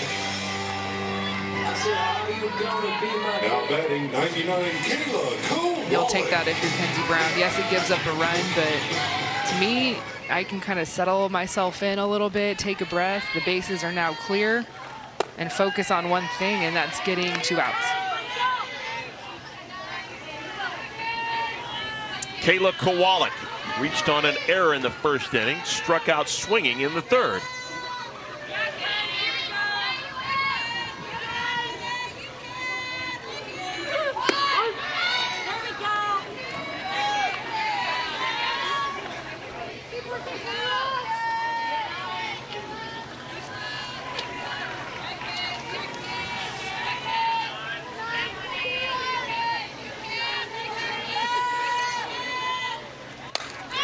Popped up.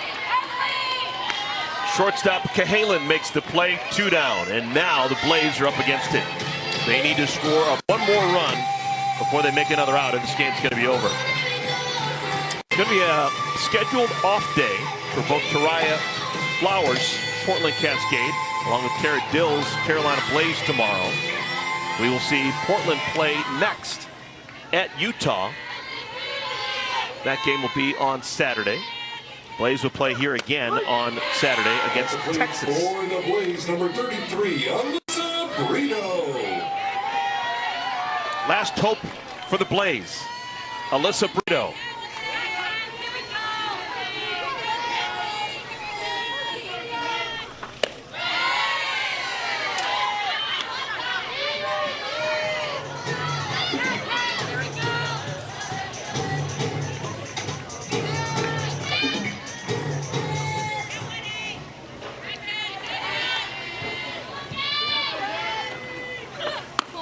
If the score holds and we have a run-ahead win, it's going to be that rare run rule win when all the runs are scored in 1/2 inning for the team.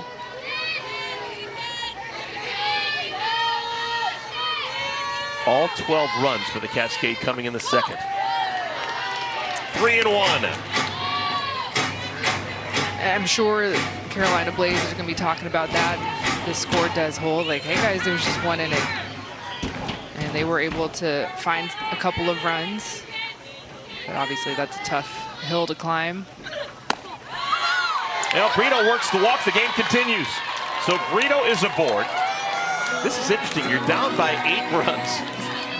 You're an out away from the game ending early. And you're Brito. Do you think about stealing a base and getting the scoring position? Not with 2 outs. Okay. No. Here's Valerie Cagle. 1 for 2 with a single and a walk. Her third look at Brown. Way out in front.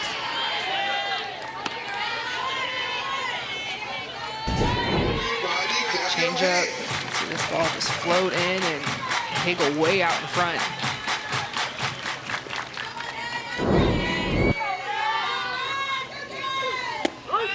Strike on the outer half that time. All right, what's Cagle thinking about right now? How's Brown going to try and put her away? Yeah, you have to protect. You have to think maybe rise ball. My eyes are going to start up, and then I have to work down and just defend.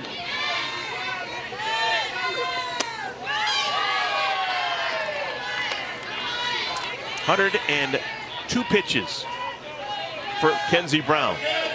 This is their first AUSL outing. Trying to pick up a win. Give Portland their first win as a franchise. The 1-2.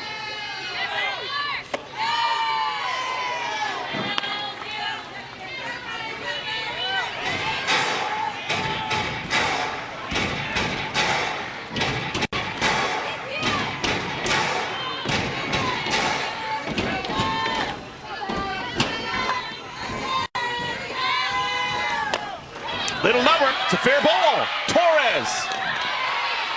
Got her! Ball game! Portland wins for the first time in franchise history. A 12-4 win.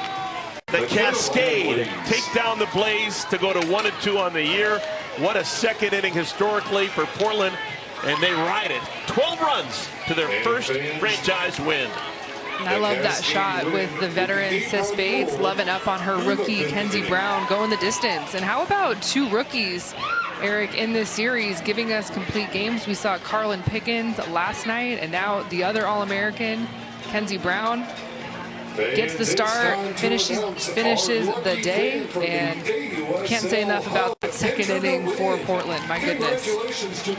Portland just yesterday lost because they had the run-ahead rule. They lost 11-2 in 5 innings. And on the next night, less than 24 hours later, they win with a run-ahead rule win.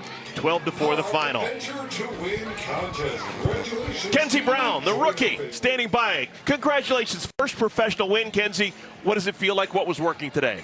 Oh my gosh, I mean, it's easy whenever my offense scores 12 runs and they're making plays behind me. But yeah, I mean, just trying not to make the moment too big. It's my first rookie game, so, you know, naturally I had a little bit of nerves, trying not to be too perfect, but when your offense scores 12 runs, it's easy. How does it feel to be a pro? We're here. Oh my gosh, it's so crazy. It's literally a dream come true. I just feel so honored to wear Portland across my chest and to be one of the few draftees that's able to play now. Well, congratulations. Thank it's you. the first win in franchise history, and your name will always be associated with it. That's pretty cool. Yeah, that's awesome. Kenzie Brown goes the distance. It is a win on a Thursday night here in Durham for the Cascade. 12-4 the final score. It was a fun first series, Kenzie. Yeah, great series win for the Carolina Blaze, but a good first win in program history for Portland. 12-4 is the final. Congratulations to the Cascade. Athletes Unlimited Softball continues later tonight at 7 o'clock. Check out where to watch on the website, theausl.com. For Kenzie Fowler, Savannah Collins, and our entire crew, I'm Eric Collins. Thanks for watching, everybody. Okay, it's just a laxative. How scary could it be? Honey, relax. It's Miralax. It works with the water in your body for gentle relief. Relax, it's Miralax. For more fiber per serving than any other gummy, try Mirafiber.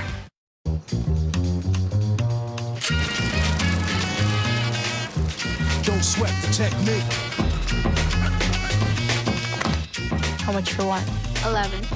When kids start making money, Who's next? Chase can help them figure out how to manage it with smart tools and guidance from expert bankers. Wow.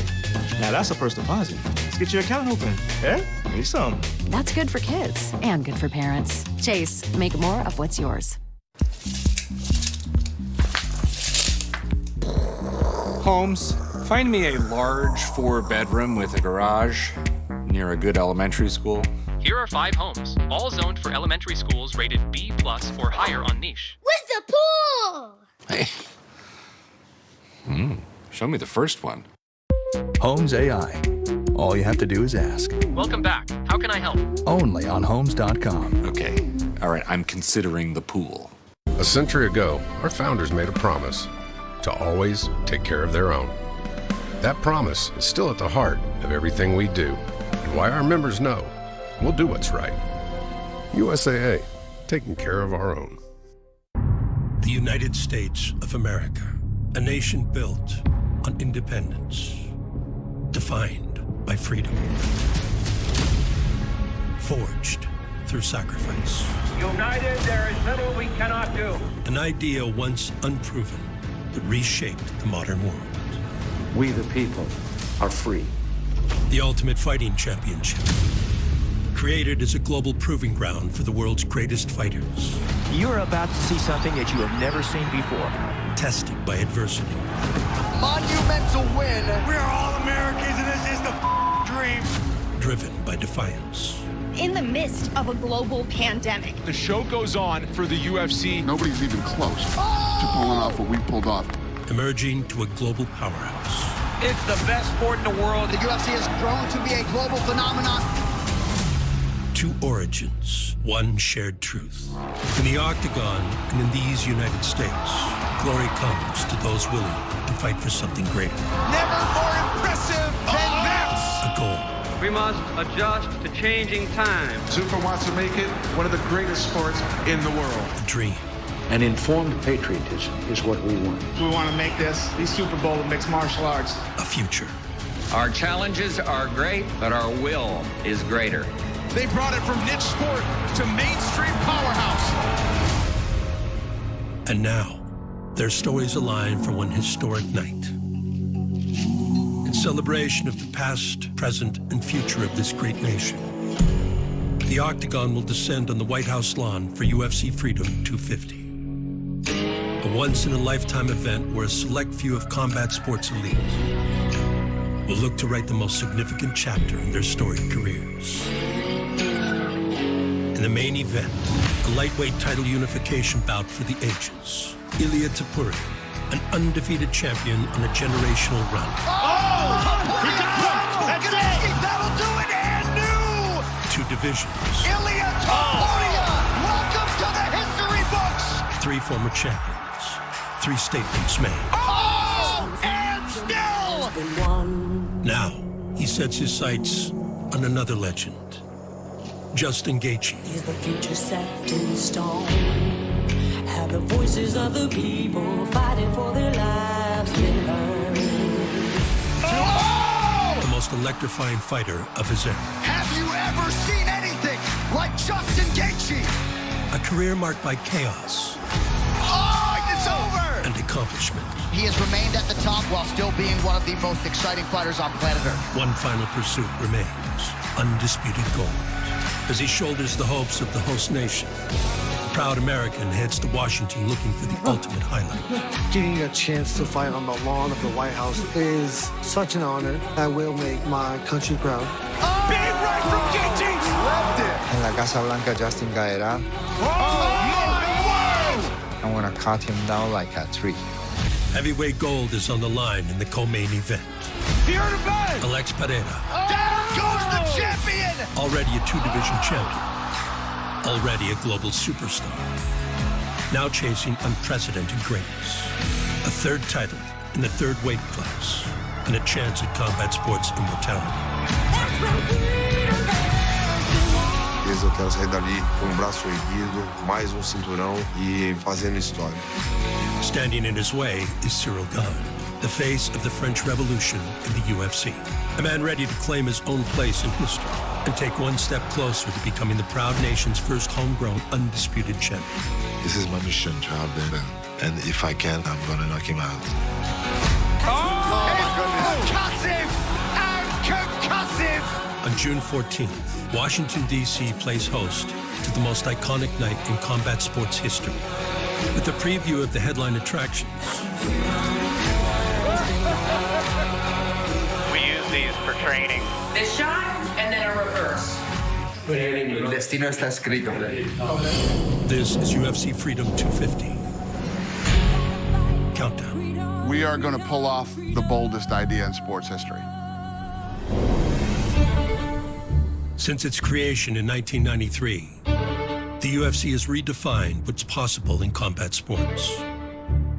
At the center of that relentless ambition is UFC CEO and President Dana White, whose tenure has been driven by doing what others said couldn't be done. The impossible stuff is the stuff that gets me up in the morning. Everybody said this couldn't be done. No sports are operational. But here we are in Yas Island. We love this type of stuff over here. We love the challenges. It's like when we did the Sphere, anything is possible and everything is possible. As the United States approached its 250th anniversary, a long-standing relationship between Dana and the sitting president manifested an idea to bring a new element to the celebratory event. We're going to have a one-of-a-kind UFC event on the South Lawn. I tell everybody that we do business with, there isn't anything we can't do. The Octagon is coming to the White House. To have a fight on the White House lawn on the 250th birthday of America, get ready, because it's going to happen. With an unprecedented challenge bestowed upon them, Dana and the UFC now prepare to bring another bold vision to life. The great Dana White, he's building an arena right outside the front door of the White House. The team is always willing to do whatever it takes to pull off impossible feats. We are thrilled to be here. Appreciate everybody's support. This is going to be a massive effort. When we do something crazy like this, I will tell the production team exactly what I want. When I'm watching this fight on TV, I don't want to see the lighting grid, screens, mic. All I want to see is the White House. We found this thing that they're calling the Claw, being shipped in from Europe, has to be built in Philadelphia, and then has to be trucked to Washington, D.C. That structure is 80 feet tall. That's a special built lighting grid, so that the only thing I want to see is the White House. What we're putting into this and how we're going to deliver it, it's impressive. Now, it's time to execute. It is truly a special one-of-one event in the most famous house in the world. Everything about this makes this the most historic sporting event of all time.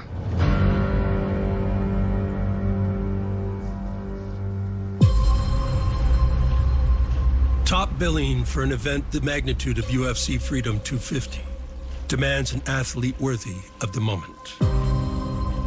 That honor belongs to El Matador, Ilia Topuria. A 17-fight undefeated run has seen him capture UFC gold in 2 divisions, becoming one of the sport's biggest international stars, and validating a belief he has carried from the very beginning. There are paths in your life that you choose, and there are paths that choose you. I truly believe that this path chose me. I was destined to become a UFC world champion. There are special fighters that emerge, and right when you think you've seen it all, some new dude comes along and redefines it all. The walk-off KO! The skill development that I'm bringing into the game represents the new generation. This next generation, they just do it all so well. They think in terms of being the best fighter. Wherever that needs to take place, they're able to do that. He's out. He's out.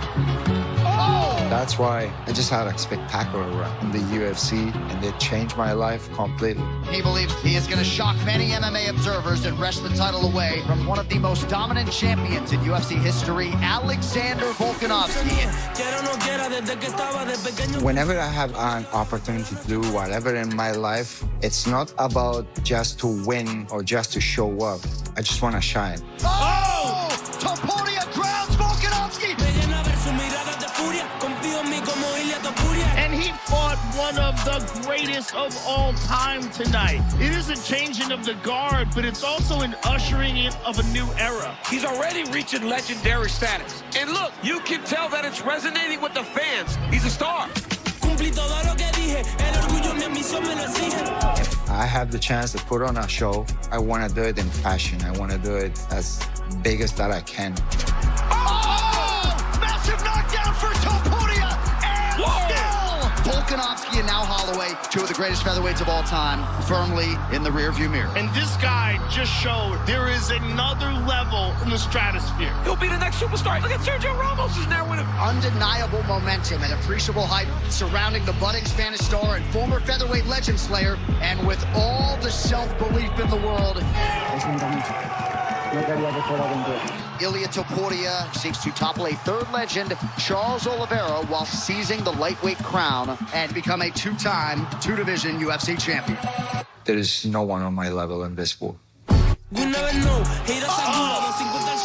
Out cold. A man of his word! Oh my goodness. The new UFC lightweight champion, Ilia Topuria! My goodness. It sounds cocky, but I don't give a damn.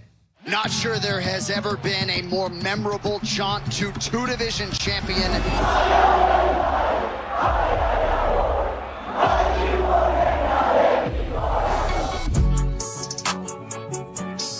Being able to knock out Alexander Volkanovski, Max Blast Holloway, Charles Oliveira,